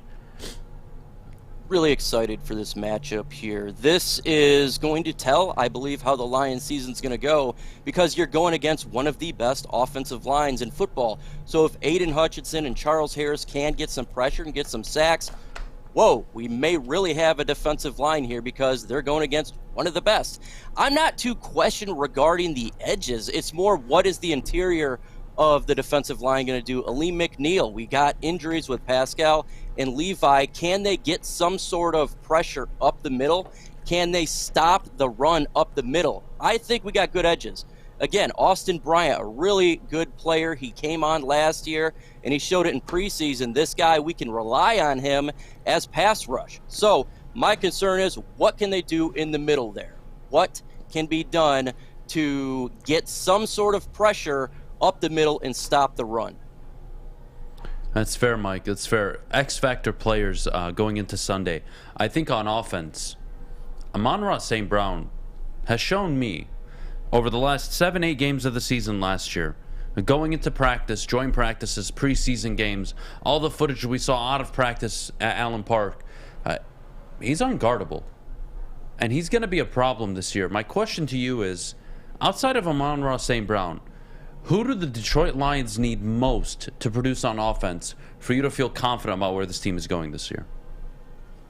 Oh, you got to go with DeAndre Swift here. You got to be able to run that football. You got to rely on his ability to run and stay on the field. He is a dynamic player. He has it all. He can go fast. He can go hit the holes. He can do the big run. He can be a passer out of the backfield. If the Lions want to be a successful team, they got to be able to pound the rock, something that we haven't done in some time. This is a big year for Swift, and I think that's why he came into the season much better shape. You've seen Deuce Staley and Hard Knocks really pushing him, because this team is going to go where this run game goes. If Swift can turn it up and stay healthy, that really helps out all the pass catchers, whether it be week 1 or any game this year, for the Lions to make significant improvements on a win-loss record. Another pass catcher that's going to be, a big conversation this year is T.J. Hawkinson. The Lions are going to have to make a decision very soon at the end of this season if you're going to extend him or not. You see Dawson Knox just got a big contract. What are your expectations for TJ this year? Obviously, he has to stay healthy, but just more than that, what do you think his expectations should be this year, and where do you see the Lions ultimately doing with him if he has a really good season? Yeah, he's got to stay healthy. That's a given right there. He's got to be able to be on the field. But if he can get around 800 yards passing and also continue to be a mauler in the run game, I think the Lions extend him. He's too much of a talent to just let go. But if he's unable to stay healthy for the Lions, there has to be question marks regarding, are you going to give this guy a top 5 tight end type of contract? Because that's what he's going to get. So for him, make an improvement, get to around 800 yards passing, be a guy who Jared Goff can rely on, be a mauler in the run game. If he does that, we need him to stay in Detroit, because he is a playmaker. He is a guy that defenses have to focus on. We've seen it in the NFL. If you have a really good tight end, it can really change the trajectory of an offense. We need him to step up and be the pick that we drafted him just a couple years ago. Fair enough, Mike. I do need to ask you this question. Be very, very frank with me, okay? I'm going to ask you a few questions. I want direct answers. You ready? Yes. Like how serious I got. All right. Give me a grade on the front office as of right now for the Detroit Lions. I would say B+. Okay. Give me a grade on the head coach. I would say B+. Whoa. Maybe we need to drug test you before we bring you on. You like Stan. Give me a grade for the quarterback. Right now, I would say a B. He's shown a lot of improvement this offseason. Okay, very interesting. So, I just want you to know, based on how I evaluate this, I look at teams, I look at ownership, front office, head coach, quarterback. So if I were to tell you that I believe, and you tell me if you agree or not, that the Buffalo Bills have A+ ownership, A+ front office, A+ quarterback, A+ head coach. Would you agree? Yeah, I definitely agree. And they're Super Bowl contenders. You have this team with a B+ front office, which I actually do agree with. The B+ head coach, I don't know. He's a 3-win coach. I'm not going to go there and say it. Jared Goff, a B. That's probably what you'll think of him at the end of the year. But as of right now, he's just, I think, a C. Like, based on your grades, I mean, I'd be confident in this team contending for a division with those kind of grades. Well, you got to understand that they were given a terrible amount of talent last year. They had to get rid of a lot of Patriot players. They had to get rid of a nasty organization that was handed to them. So they were given a Z-rated team all around. So what they did with, year and a half, I think is pretty good. Obviously, you do got to win. But do you think Matt Patricia even gets 3 wins last year if he was the head coach? No, he's Probably a fat not. fuck. No, he's a fat fuck. Jesus. Matt Patricia last year with that team, they probably go 0-17, to be honest. I don't want to think about him. Pencil fuck. What an asshole. The worst thing never happened to this goddamn town. Anyways, moving on. God. I don't agree with the grades though, Mike. I think they're too high. I think wait and see it. But the last question I have for you before we let you go. Give me your game prediction. Eagles, Lions. Who wins and why? I do have the Eagles winning this game. I just think they're more of a, from a roster standpoint, they're complete offense and defense. Their defense is scary all the way down from their defensive line all the way to their defensive backs. I think the Lions got a good offense. I think it's not going to be like last year was 44-6. The Lions will be within a touchdown, but ultimately the talent that they have is more than what we have. He's right. Fair enough. Pretty spot on right there. I agree. Fair enough, Mike. Well, appreciate you so much. Thanks for coming on this morning. We'll definitely get you on Monday or Tuesday to see what happens after the fact on Sunday. Yeah. Have a good rest of your season, Mike. It's going to be a great year for everybody. Thank you, Mike. You're the man. Appreciate it, guys. Make sure to #smash the hole. Interesting. I could take that multiple ways, buddy. Private search or public search? We can do both. That is for sure. Do both, that's for sure. Oh, God. Oh, all right, God. All right, Mike. We'll see you later, buddy. Thanks so much for coming on. All right, take it easy. All right. When we get back, that was MicroMike, everybody, by the way. Make sure you drop him a follow or a subscribe, depending on where you see him. He's definitely on YouTube, his best content. Jeff, when we get back, it's time to talk Philly, Lions, break down the game, who wins certain positions, who has the advantages where, and, of course, game predictions coming up at 9:41, all that and much, much more. But before we do, Jeff, I got to tell everybody at home about nothing. You do, actually. You got to tell everybody about our good friends over at Sports Marketing Agency. Yes, let me tell you about our friends at SMA. Because, guys, the Sports Marketing Agency helps spread awareness about mental health and substance abuse. Their new podcast, This is the F Word, helps spread awareness. By the way, F word for fentanyl. Helps spread awareness of fentanyl and other addictions. Go to thesportsma.com if you are struggling or know someone who is.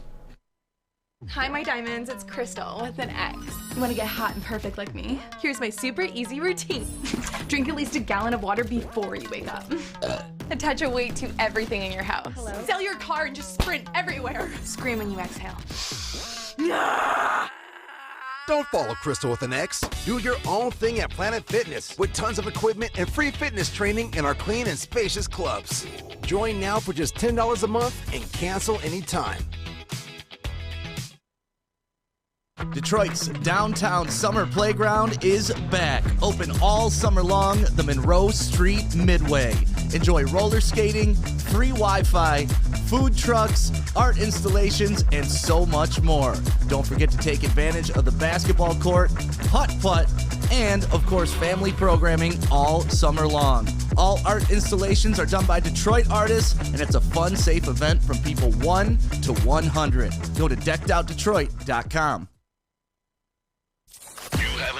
Make sure it's seen and heard. Corner, jumper, tweet us, hop on the YouTube chat, slide in the DMS at Woodward Sports on all social media.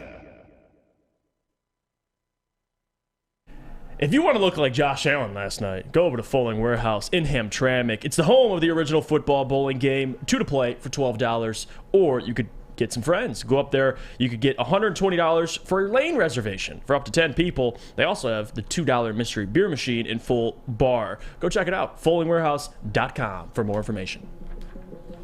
All right, we're back on a beautiful Friday morning. The Lions play on Sunday. The Eagles, Lions, I believe, are 3.5-point underdogs at home this Sunday. Pretty 3.5-point underdogs. Pretty friendly. Yeah, pretty friendly. Pretty friendly line.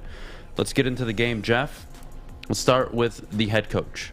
Who's got the advantage on Sunday? I want to go through coach all the way down through all the specifics on the teams. As much as I like Dan Campbell, schematically it's Nick Sirianni. I mean, the guy took this team to the postseason last year in his first year as a head coach. I get they have a much more talented roster, but that's the reality of it.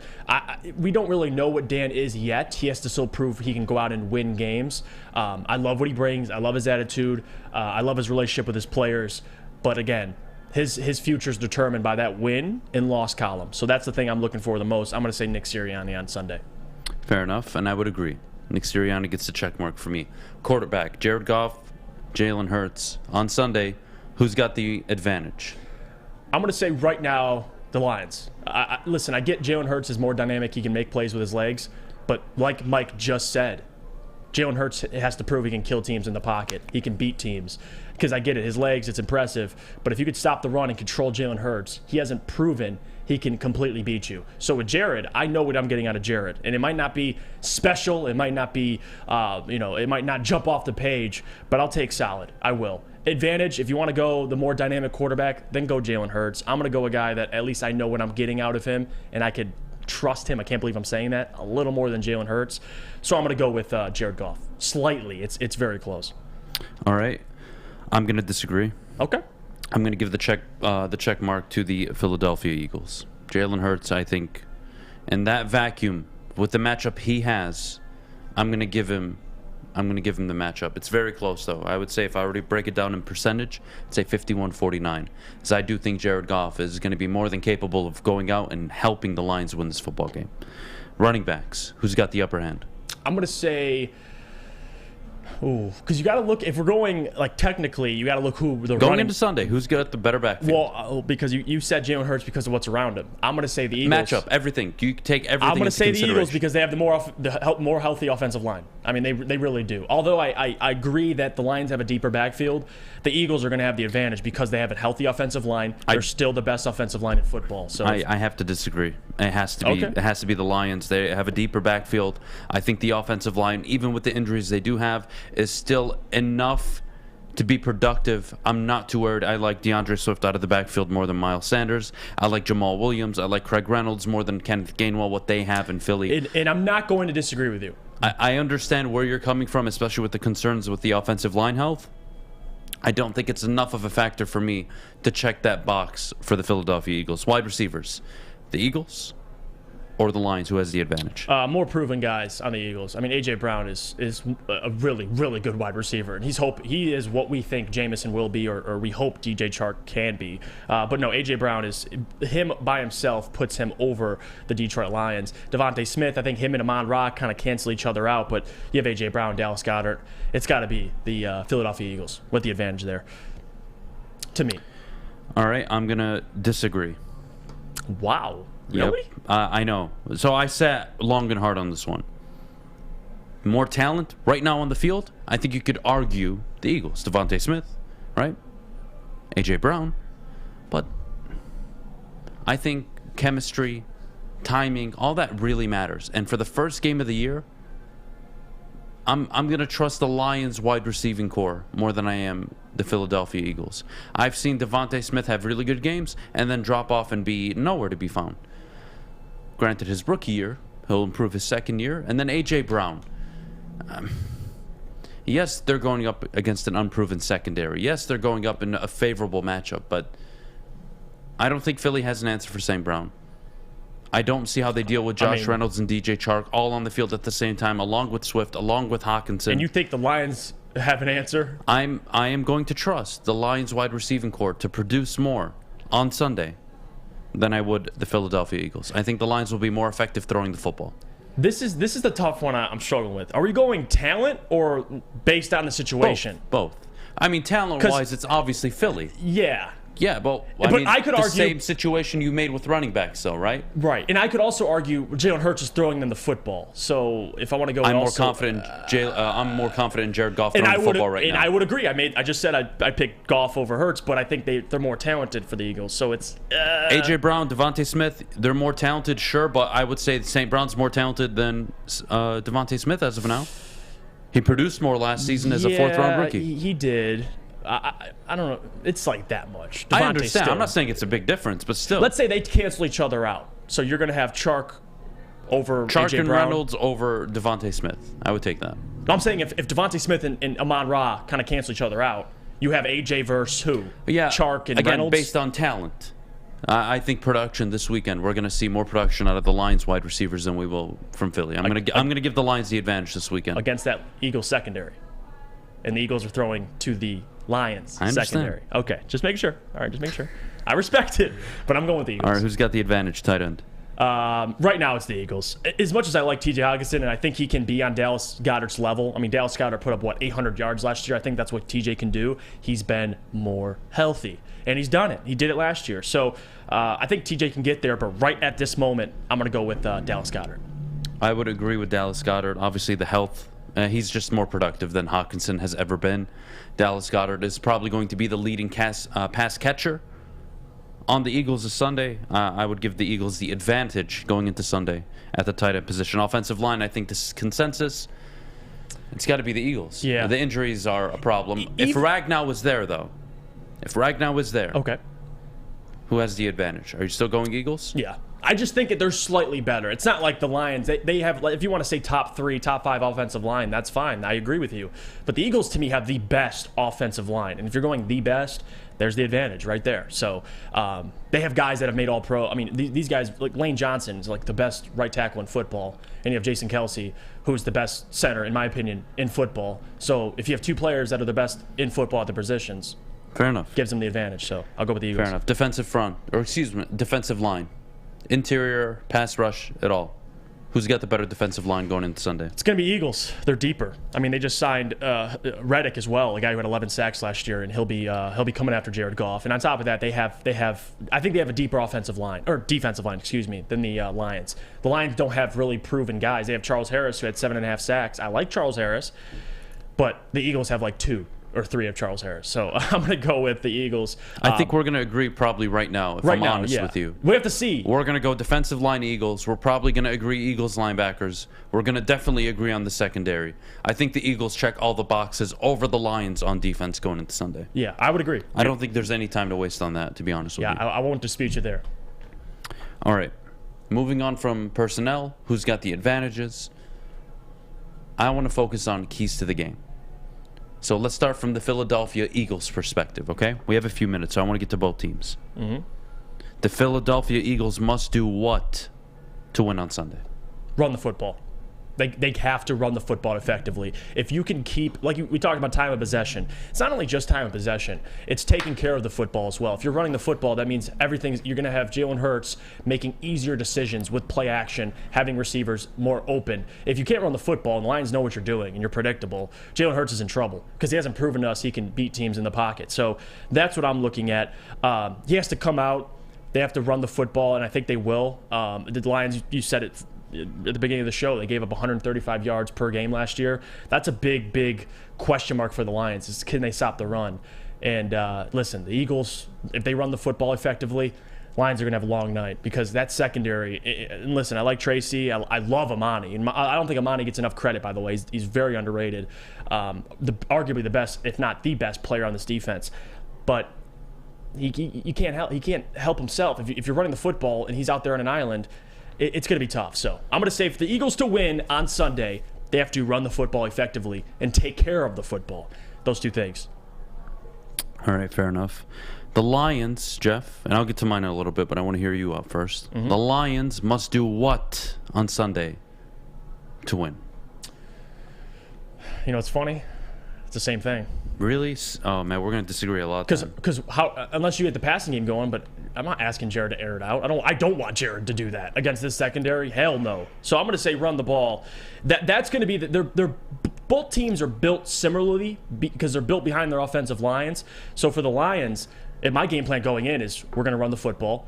We're going to get DeAndre Swift involved, and that's going to open up things for TJ, for Amon-Ra. It's going to open up big plays possibly for DJ Chark. Both teams, both of it starts with running the football. I mean, it does. If you're asked, how else would you beat them if you're the Lions? That's the question I would ask. Besides, you have to take care of the football as well. I think for the Lions to win on Sunday, to answer that question. We're talking about offensively? No, just in general. The entire game. Oh, what we're talking they about need to defensively. Do, they got to get to the quarterback. That's another thing. Here, let's separate it then, just so you can have two answers, offensively, right? yeah. We'll start with that. Offensively, I'm going to say what they need to do on Sunday to win, Jared Goff has to have one of his better games, has to look similar to what he looked like down the stretch last season. Jared Goff in the passing game is what's going to win this game offensively, in my opinion, not the run game. The passing game will win this game for the Lions. On the defensive side of the ball, they must stop the run. I do agree 100% on that. Yeah. If the Eagles are able to run the football effectively, it opens up their entire offense. It's going to be a problem to contain Jalen Hurts. It's bad enough you kind of already question the secondary. You're not sure who's going to guard Devontae Smith, who's going to guard A.J. Brown, who's going to guard Dallas Goedert. They're loaded. So for the Lions, stopping the run and winning the passing game. That's the key. For the Eagles, on the flip side, I don't think the Eagles need to do anything on defense outside of stopping the run as well. Because if they do, they're going to force Jared Goff to line up in positions he doesn't want to be in. 3rd and long, right? Second and long situations are going to be a pain in the ass for him. You want to prevent the Lions from getting those 3-4 yards to carry. And if they can do that, they can stop the run, which they have a more than capable enough defensive front to do so. They're going to force the Lions to play a game they don't want to play. Offensively for the Eagles, I don't think it's running the football. It's Jalen Hurts needs to protect the football and have a good game passing. I think the passing game for both teams is what's going to dictate the winner. It really is. Because if Jalen Hurts or Jared Goff go out and they throw the football like they're probably going to have to, and they turn it over, it's going to be tough for either team to win. I actually think we kind of agree, because the reason why I said running the football is because it's going to make what you just said much, much more easier. And you talked about Jared. Who was one of the best quarterbacks 2 years ago in play action? It's Jared Goff. So that's his bread and butter. If you can run the football, like you just said, you put him in 3rd and long situations. And it's not just 3rd and long. It's knowing they're going to throw the football. One of the greatest, I don't want to say it's a cliche, but one of the things that is the most true in the NFL is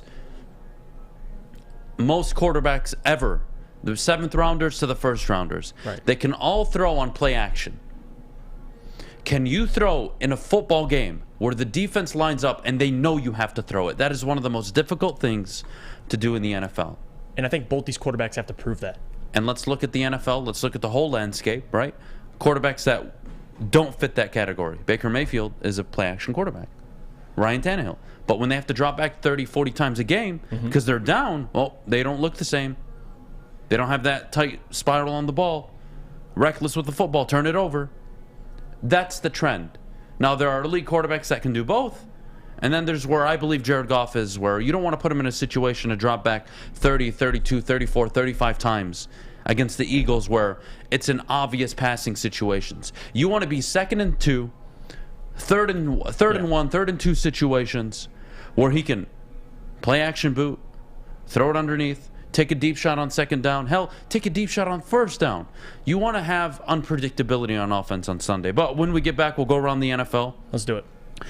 We'll give some of our game predictions. Of course, we got to give the Lions game predictions as well. And then, of course, I have bets for you guys. 5 bets going into Sunday. Must have. Bet them all individually. Put them in a parlay. You'll know what to do. 9:41 coming up in just a bit. But before we do, Jeff, I got to tell everybody home where I got my haircut yesterday. That was at Lady Jane's Haircuts for Men. Like they always do, they take care of me. So walk in anytime, open 10 to 8, 7 days a week. They're awesome stylists, will take care of you like they took care of me yesterday. Walk in anytime, no appointment necessary. Lady Jane's, it's wicked awesome. The sports marketing agency would not be who we are without great community partners like Higuera Health and Carol Zaniga. It's an awesome opportunity to partner with your organization. Higuera Health is a comprehensive behavioral health organization, we serve children through older adults with mental health, substance use, and developmental disabilities across Western Wayne counties, and really excited to now be in downriver communities as well. Give us a call at 734-458-4601.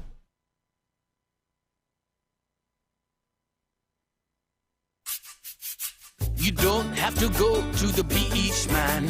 You don't have to get your butt crack full of sand. You just need a little chili peppers, man, to get that glowing beach chili peppers tan. Woo!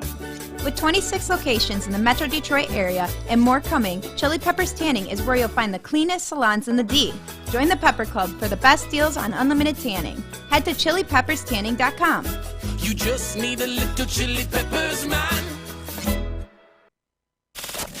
We don't like to brag that we are the toughest sports network in Detroit, but we do have a guy named Darren McCarthy on our side. Lemieux and McCarthy, who've had a good knockdown drag up. There they go, right on the whistle. They were talking to one another. Woodward Sports. Jeff Iafrate here. I'm going to tell you about our friends at oddstrader.com because they're the number one site for your game day bets. I tell you this every day, but listen, I'm convenient. I like conveniency. And if I go to OddsTrader, I have all my sports books right in front of me. I don't have to do all that extra work downloading all these apps on my phone. Screw that. Go to oddstrader.com. You get play-by-play updates and the best price from every game, like I said, for multiple sports books. Go to oddstrader.com right now for your best bet.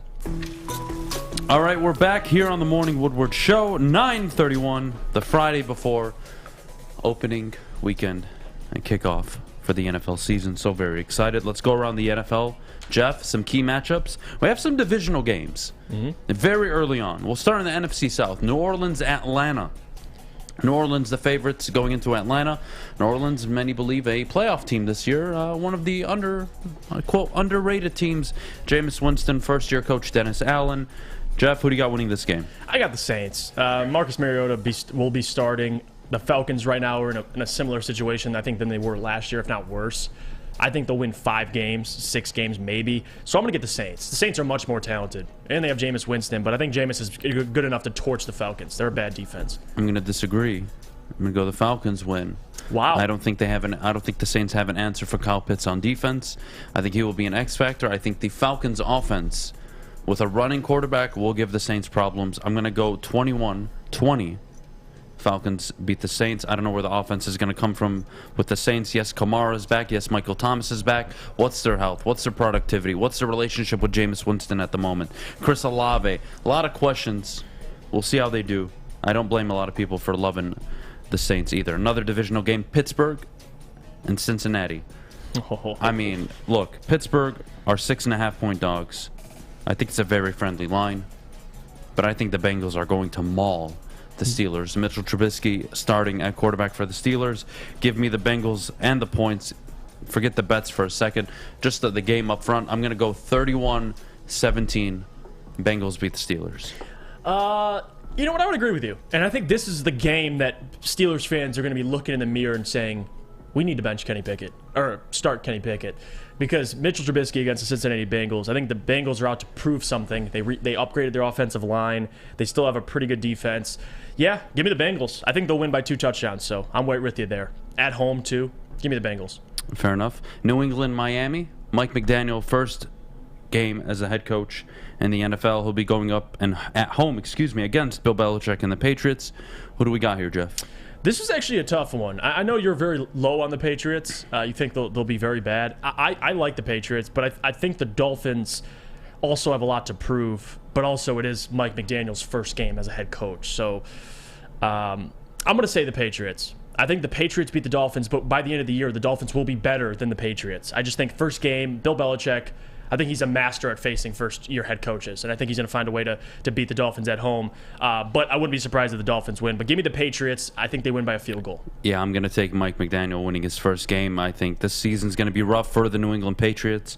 Chase Edmonds, Raheem Mostert, they're going to be able to run the ball quite well. The defense isn't what it's been over the years for New England. The offense, I mean, God help Mac Jones. And we have to remember Matt Patricia is part of the offense, so that's a whole different problem. Very good point. It's a very good point. A few primetime games I want to get to. and one of them is a divisional. Actually, two of them are divisionals. We'll start with the Green Bay Packers, Minnesota Vikings. My favorite game. One of my favorite games. Favorite game, Sunday night? No, not Sunday night. It's a 4:25 game on Sunday. That's a good one. All right. Well, you know who I got. I'm going to go 28. Actually, no. I'm going to go 27-24. Minnesota pull out a home victory. This one's tough for me, too. I mean, the Minnesota Vikings at home. I like the Vikings this year. I have them one win below the Packers. I think the Packers win the division. I'm going to go Packers. I think the Vikings and Packers, I think they'll split their series. So a part of me wants, you know what, I'll go Vikings too. I think Green Bay will beat them at home. Maybe give me game one. I think the Vikings pull out a win, but it'll be very, very close. Very close. Well, you know, we have a very special guest in the group chat right now, or excuse me, in the live chat on YouTube. Abe, obviously. Abe's a big Jets fan. So let's talk about the Jets-Baltimore game before we get into the Vegas Chargers game. The Baltimore Ravens on the road to the New York Jets. Obviously, the Baltimore Ravens are the favorites. So I'll give you my scoreline for this game. 52-7. The Baltimore Ravens motherfuck the New York Jets. I hope you like that one, Abe. I figured you were going to say that.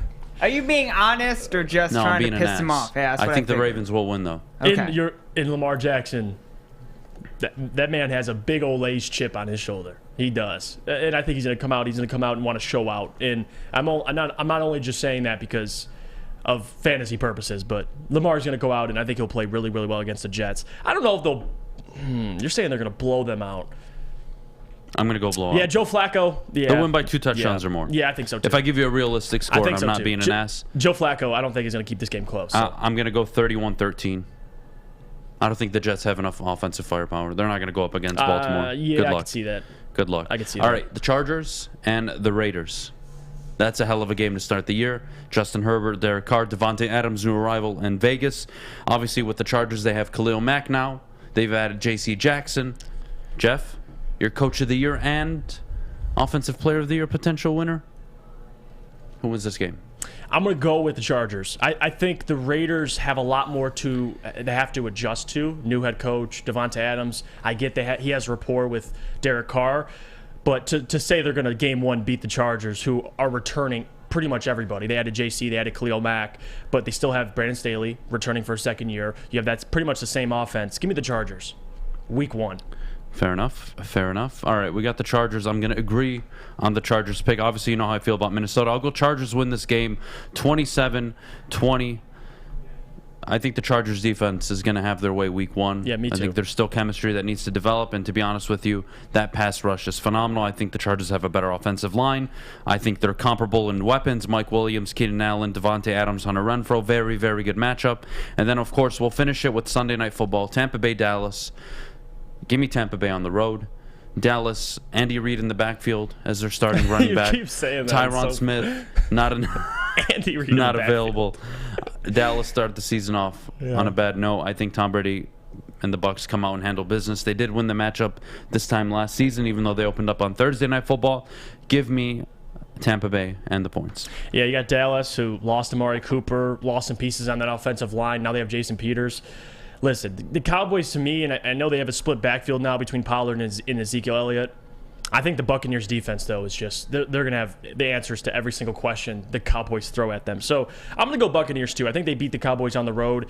I think they beat them by a touchdown or a touchdown and a field goal. I don't think it'll be a blowout, but I do have them winning, at least comfortably. Well, Jeff, when we get back, it's time for my bets. This is our first week doing it. Yay. So interested. We'll keep the record. I went 4-1 last week, but I guess I'm not going to count it because there's no NFL games. But regardless of the point, we'll get into bets, and of course, we'll give our final score predictions on the Lions-Eagles matchup on Sunday. All that and more when we get back. But before we do, Jeff, our good friends over at Cintron. Yes, guys, because Cintron, it's always delicious, no matter what day it is. And Cintron is the official energy drink of the Red Wings. Like I said, they combined all three of their flavors. You can see right there in their sampler box. You can see it. They have cranberry, sugar-free, and original. I'm drinking the sugar-free right now. It's my go-to. You can try it. They got it all in the 6-pack sampler box. You can order it online at cintronworld.com/redwings. Get energized with Cintron. Hey, it's Scott from the Woodward Bet Show. Hey, just count my fun coupons from that winner I gave you last night, but that's okay. That's what we do over there at Woodward Bets at 4:30 at the Woodward Bets YouTube page. But hey, listen, you guys got to get over that App Store and download oddstrader.com. It's got live scoring, play-by-play updates, and the best place to check all the odds of sports books right in the palm of your hand. But hey, let's get back to them fun coupons. That's what we like, winners. Listen, not much going on here on Friday, but I'm going to get you a little head start for the weekend. All you Sparty fans, let's roll. Let's go with the Spartans this weekend. Akron, they took it real tough to St. Francis, big powerhouse, and took them to overtime. Sparties are going to roll them. Oddstrader.com. Woodward Bets. Check it out. Hi, I'm John from Better Rate Mortgage, and to me, family is more than blood. That's why I have the biggest family in Metro Detroit. If you're looking to buy a house or refinance and need a loan, come get treated better than family by me and our entire team here at Better Rate Mortgage. We pride ourselves on giving you better advice, better service, and a better loan experience. That's why we are Better Rate. If you're looking for a new mortgage, come get treated like family. Actually, better with Better Rate Mortgage. Visit us at mybetterrate.com or call at 248-480-4467 today. Get a shot up. This is for the win. All of Detroit's sports teams live on Woodward. All of Detroit's sports coverage lives on Woodward Sports. Driving the best in Detroit sports coverage. Till September 25th, the Monroe Street Midway is open. You still have time to experience Detroit with roller skating, mini golf, art installations, live music, food trucks, and more. Check them out and visit our good friends over at Bedrock at the Monroe Street Midway. The summer's better at the Monroe Street Midway. We're back. 9:41. Adam's Bets is officially back. And look, I mean, we raked last season. We really did. We did a hell of a job. I won't share the exact number that we were up, but I'm thinking this year we're going to start pulling receipts. We're going to start pulling receipts and showing the big bets we're making. But we're going to start with the 5 bets you can't miss on in the NFL. Is this a parlay? No, all individual. Okay, make sure you tell. All individual bets. If you want to put them all together and parlay them, I always recommend it. It's a good payout. The odds of it hitting, hey, I'm trying to go 5-0 every week. It doesn't always happen. Usually I go 3-2 or 4-1. Pretty good. Do you have a record for going 5-0? Huh? Do you have a record for going 5-0? I think of all the times I've ever given out Adam's Bets, and that was about probably 20 or 30 weeks worth. Okay. No, not even actually. Probably like. Yeah, you were hot. 12 or 15 weeks worth. I remember that. I think I hit 3 or 4 perfect parlays of all the bets I gave in a given week. So what's that? And I never had a losing record either. So 3 or 4 out of 15 tries, where I went 5-0 perfect. It's not terrible. No, it's insane. If I went 1 of 15, I would have been happy. Let's see. The first game we're gonna start with. You guys know I'm biased. How do you not? But I'm a betting man. And I look at numbers too. Numbers very important to me. Give me the road underdog plus 120 over the weekend, the Jacksonville Jaguars, to go and beat the Washington Commanders, who do not have Chase Young.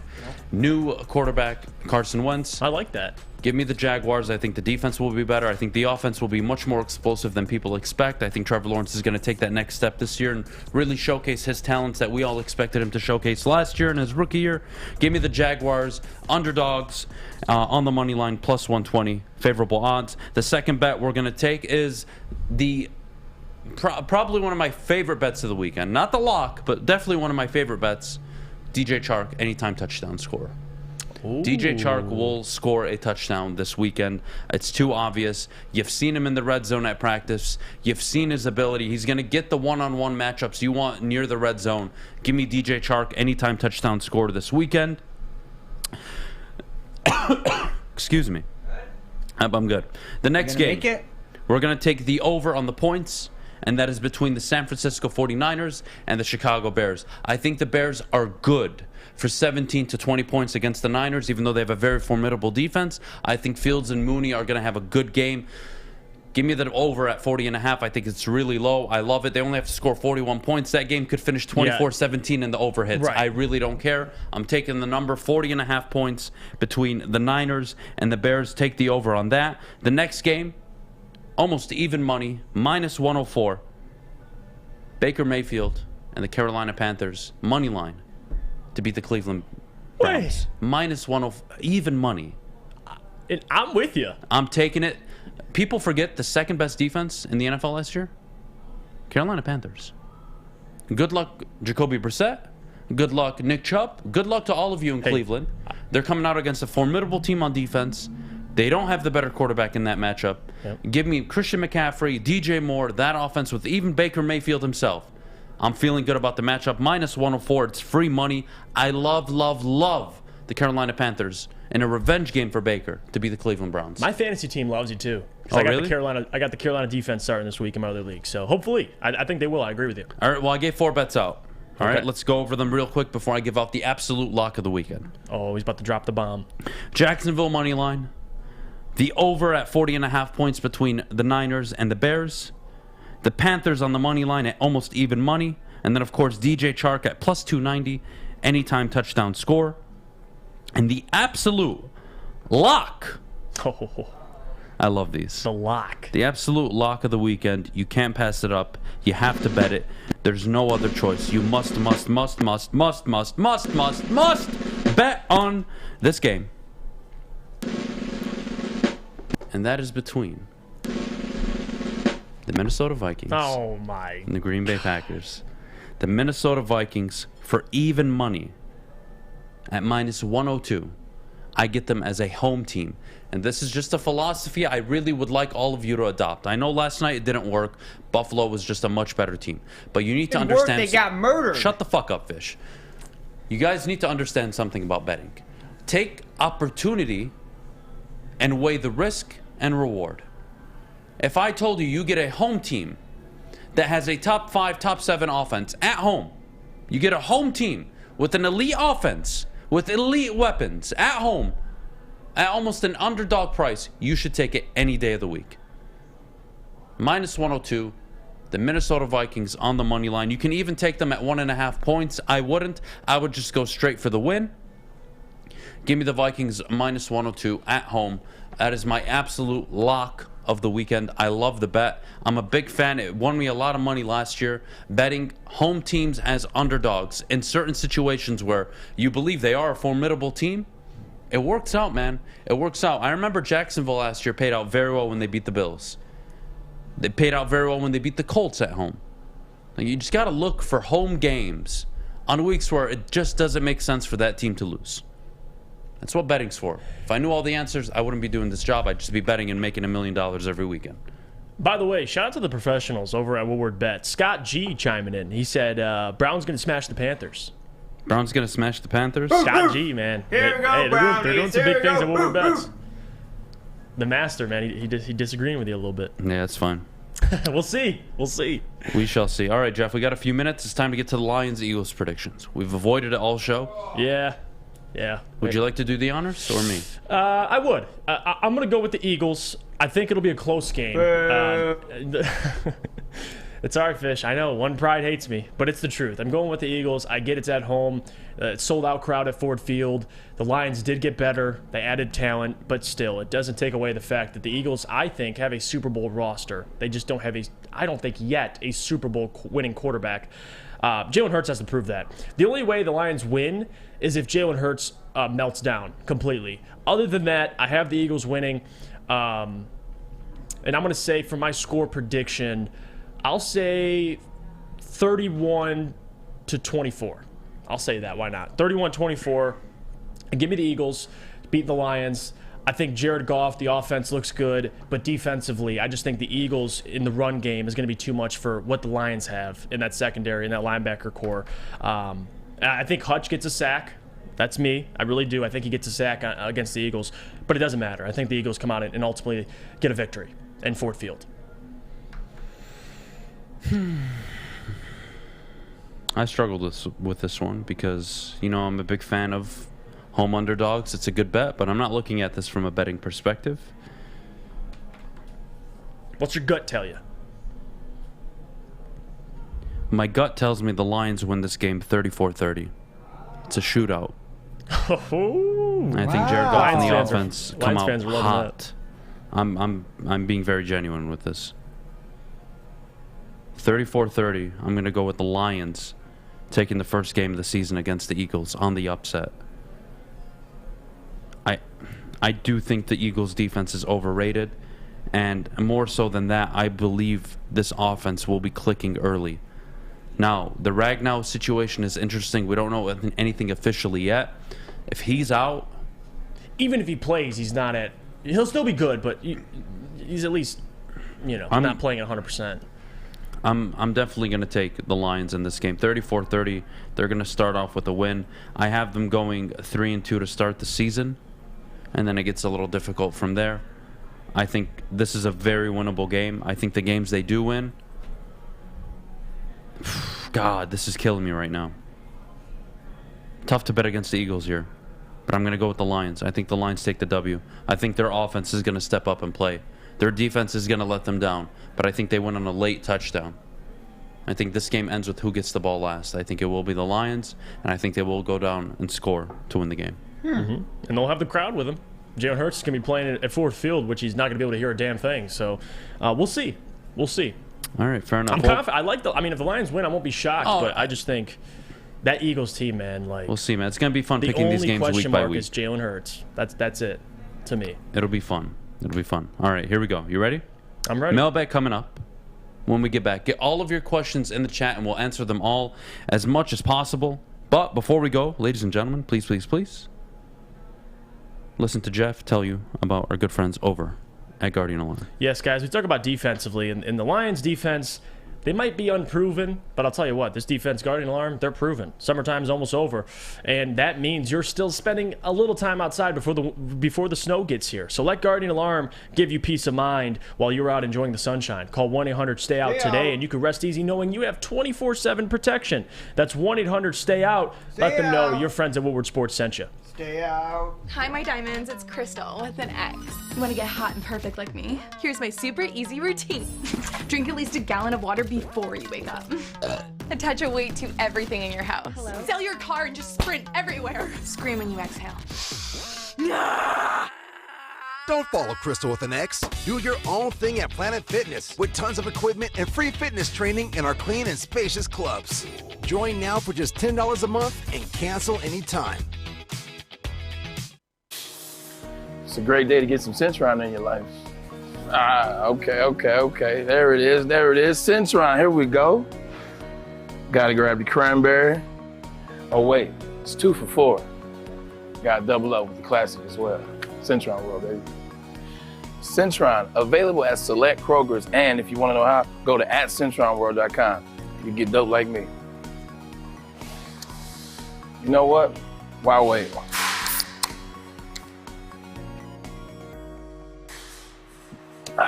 Great taste, guaranteed.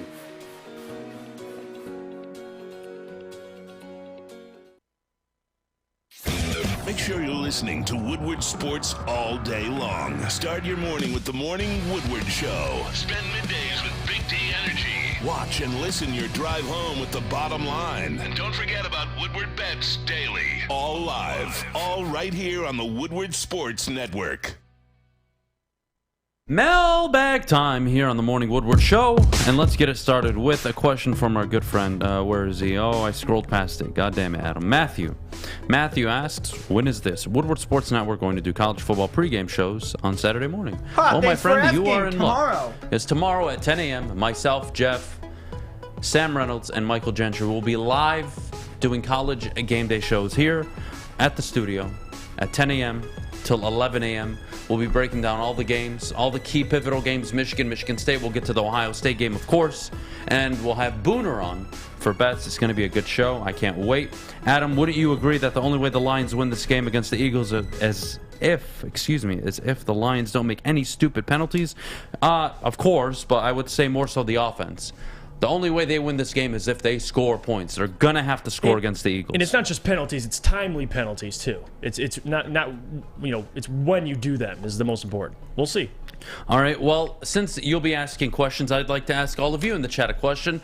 Drop your comment in the chat on your score prediction for Sunday between the Lions and Eagles while I answer your questions.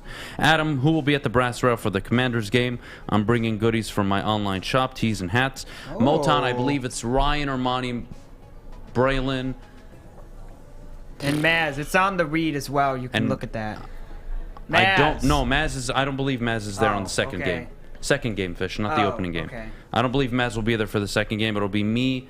The whole team's going to be there, but regardless. Adam, what do you rate Fish's singing voice? 0 out of 10. It's awful. Have I sung before? Sounds like a goat that's dying. Top is key. Keep their offense off the field. Oh, top meaning time of possession. Excuse me. Let's see. Jeff, did you see the UFC 279 presser got called off because of fights in the... Shut up, Fish. Nuts. I'm reading a question. Shut the hell up. I'm answering the question. I'll answer his first one. He's got a follow-up for you. I did see that. I did see Hamzat and Kevin Holland's team getting into it. I'm going to be honest with you, Jesse. I would rather Holland fight Hamzat, but that's just me. But yeah, I did see that. But it makes it more exciting for Saturday. I can't wait, man. It's going to be a good card. All right, fair enough. Even Campbell or Holmes said you have to have talent to win in this league. Yeah, obviously. And I think the Lions do have some talent on offense. There are no excuses. They should be able to put together some good drives against the Eagles. Let's see. We have fans saying Eagles 28-17, Lions 27-17, Eagles 34-31, Eagles 28-21, Lions 27-24. Very interesting. It's split. You know what? Let's throw up a poll. Good to see. Do the Lions win or lose on Sunday? Win or lose are the answers. I'm very curious what the entire chat thinks. Would you go Decker, Jackson, Brown, Ragnow, Sewell? That's the best 5. Ragnow played right guard his rookie year. That's, I think, what it's leaning towards, but they haven't made an official decision yet. Lions have much more talent on offense. I don't know about I think much I read more that wrong. talent. I think I read that wrong. Lions have much talent on offense. Much Yes, talent, yes. yeah. They I do. do agree. Absolutely. I do agree. Let's see. Who has better fantasy season, Swift or Kamara? I'm going to bank on Swift, man. I really am. If he can stay healthy, he's going to be a problem. Obviously, Kamara's more reliable. He's been more consistent. He's obviously done what you expect Swift to do. But I'm going to roll the dice on DeAndre Swift for the season. Why does everyone take the Broncos? I can't read the comment. And make their Broncos in the top 10 with Russell Wilson. He's not the same guy anymore. Ooh, I don't know. Say he's not the same Seahawks guy. sucked last year, and he had them in all those games. So I don't. Yeah, I mean, not a fan of that one. Yeah. I think, listen, Russell Wilson, I think, is going to have a good year this year. Really, the only thing I have questions about is Nathaniel Hackett, first-year head coach. We'll see how that works out. We were high on Nathaniel Hackett, but we have to ultimately see. But to say Russell Wilson in that offense, like, he's washed or whatever, no. I mean, come on. Matthew Stafford was washed, and then he went to the Rams and won a Super Bowl. I'm not saying the Broncos are going to do it, but don't be shocked if they make it far in the postseason. Lions have no reason to win unless they are even better than we have seen. I don't know. I've seen very positive things out of the Lions, especially offensively.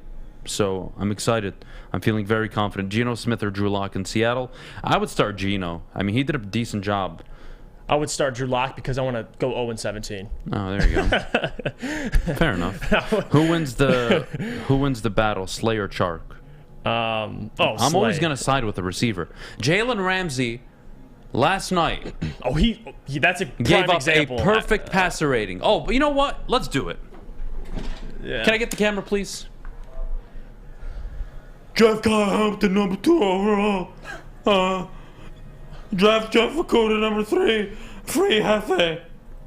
Jalen Ramsey, arguably the best corner in all of football, gave up a perfect passer rating against Stephon Diggs and Gabriel Davis yesterday. 158.3. He gave up 6 receptions, 144 yards, and 2 touchdowns. Do me a favor. You can't fucking guard these players in the NFL. Stop wasting my time with your bullshit. Thank you very much, everybody. Back to Mailbag. Let's see what other questions we have. Adam, I'm not reading that question, Patty, because I really don't know how the hell to pronounce that. Let's see.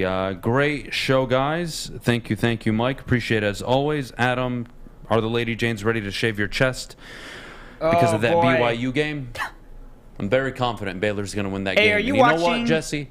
You're going to come to the studio, and I'm going to shave your chest with Baylor on your chest once Baylor wins. That's the deal we're going to make, buddy. Are you watching that game? Because it's a late one. It's a 10:30 game. I'll absolutely watch it. Okay. No, whenever football's on TV, man, you got to watch it. How do you not? Monday is going to be a great show after we get destroyed on Sunday. All right, you pessimist. That's fine. I don't think the Lions get destroyed. I don't see them getting blown out. They lose the game, they lose. I just don't see them getting blown out. The offense is going to be capable of keeping them in games this season. Let's see what else we have. My wife made it on the show. Mark, where the hell was your wife? And what'd I miss? What the hell happened here? Denver will win the AFC West. Excuse me, just watch. That's the hardest division of football. We'll see. We'll see. All right, guys, look. Enjoy your weekend. Jeff and I tomorrow, 10 a.m. College Game Day here on the Woodward Sports Network. We'll be live at 11 a.m. on Sunday till 1 p.m. leading up to kickoff time. Don't miss it. We'll be streaming live on the YouTube channel, of course. Make sure you're all joining in. Make sure I'll leave a like on this video. And make sure you all have a great weekend. Enjoy betting over the weekend. If you do it, make sure you do it responsibly, of course. And please, enjoy that goddamn weekend. The Lions play on Sunday, 1 p.m. against the Eagles. Yes. Jeff, have a great weekend. And to all of you, thank you so much for tuning in. We'll see you Monday. We'll be live at Feldman. On Monday, and yes. I'm going to be ready. And I think I'm going to be unbearable because I'm feeling really good about my bets. I'm feeling really good about my picks. Feeling good about my predictions. We'll see. Right. Let's get the year started on a high note. We'll see you all tomorrow, or excuse me. Yeah, we will see you tomorrow. 10 a.m. College Game Day show here on the YouTube channel. I can't wait. NFL's back, everybody. Enjoy it. And it's live.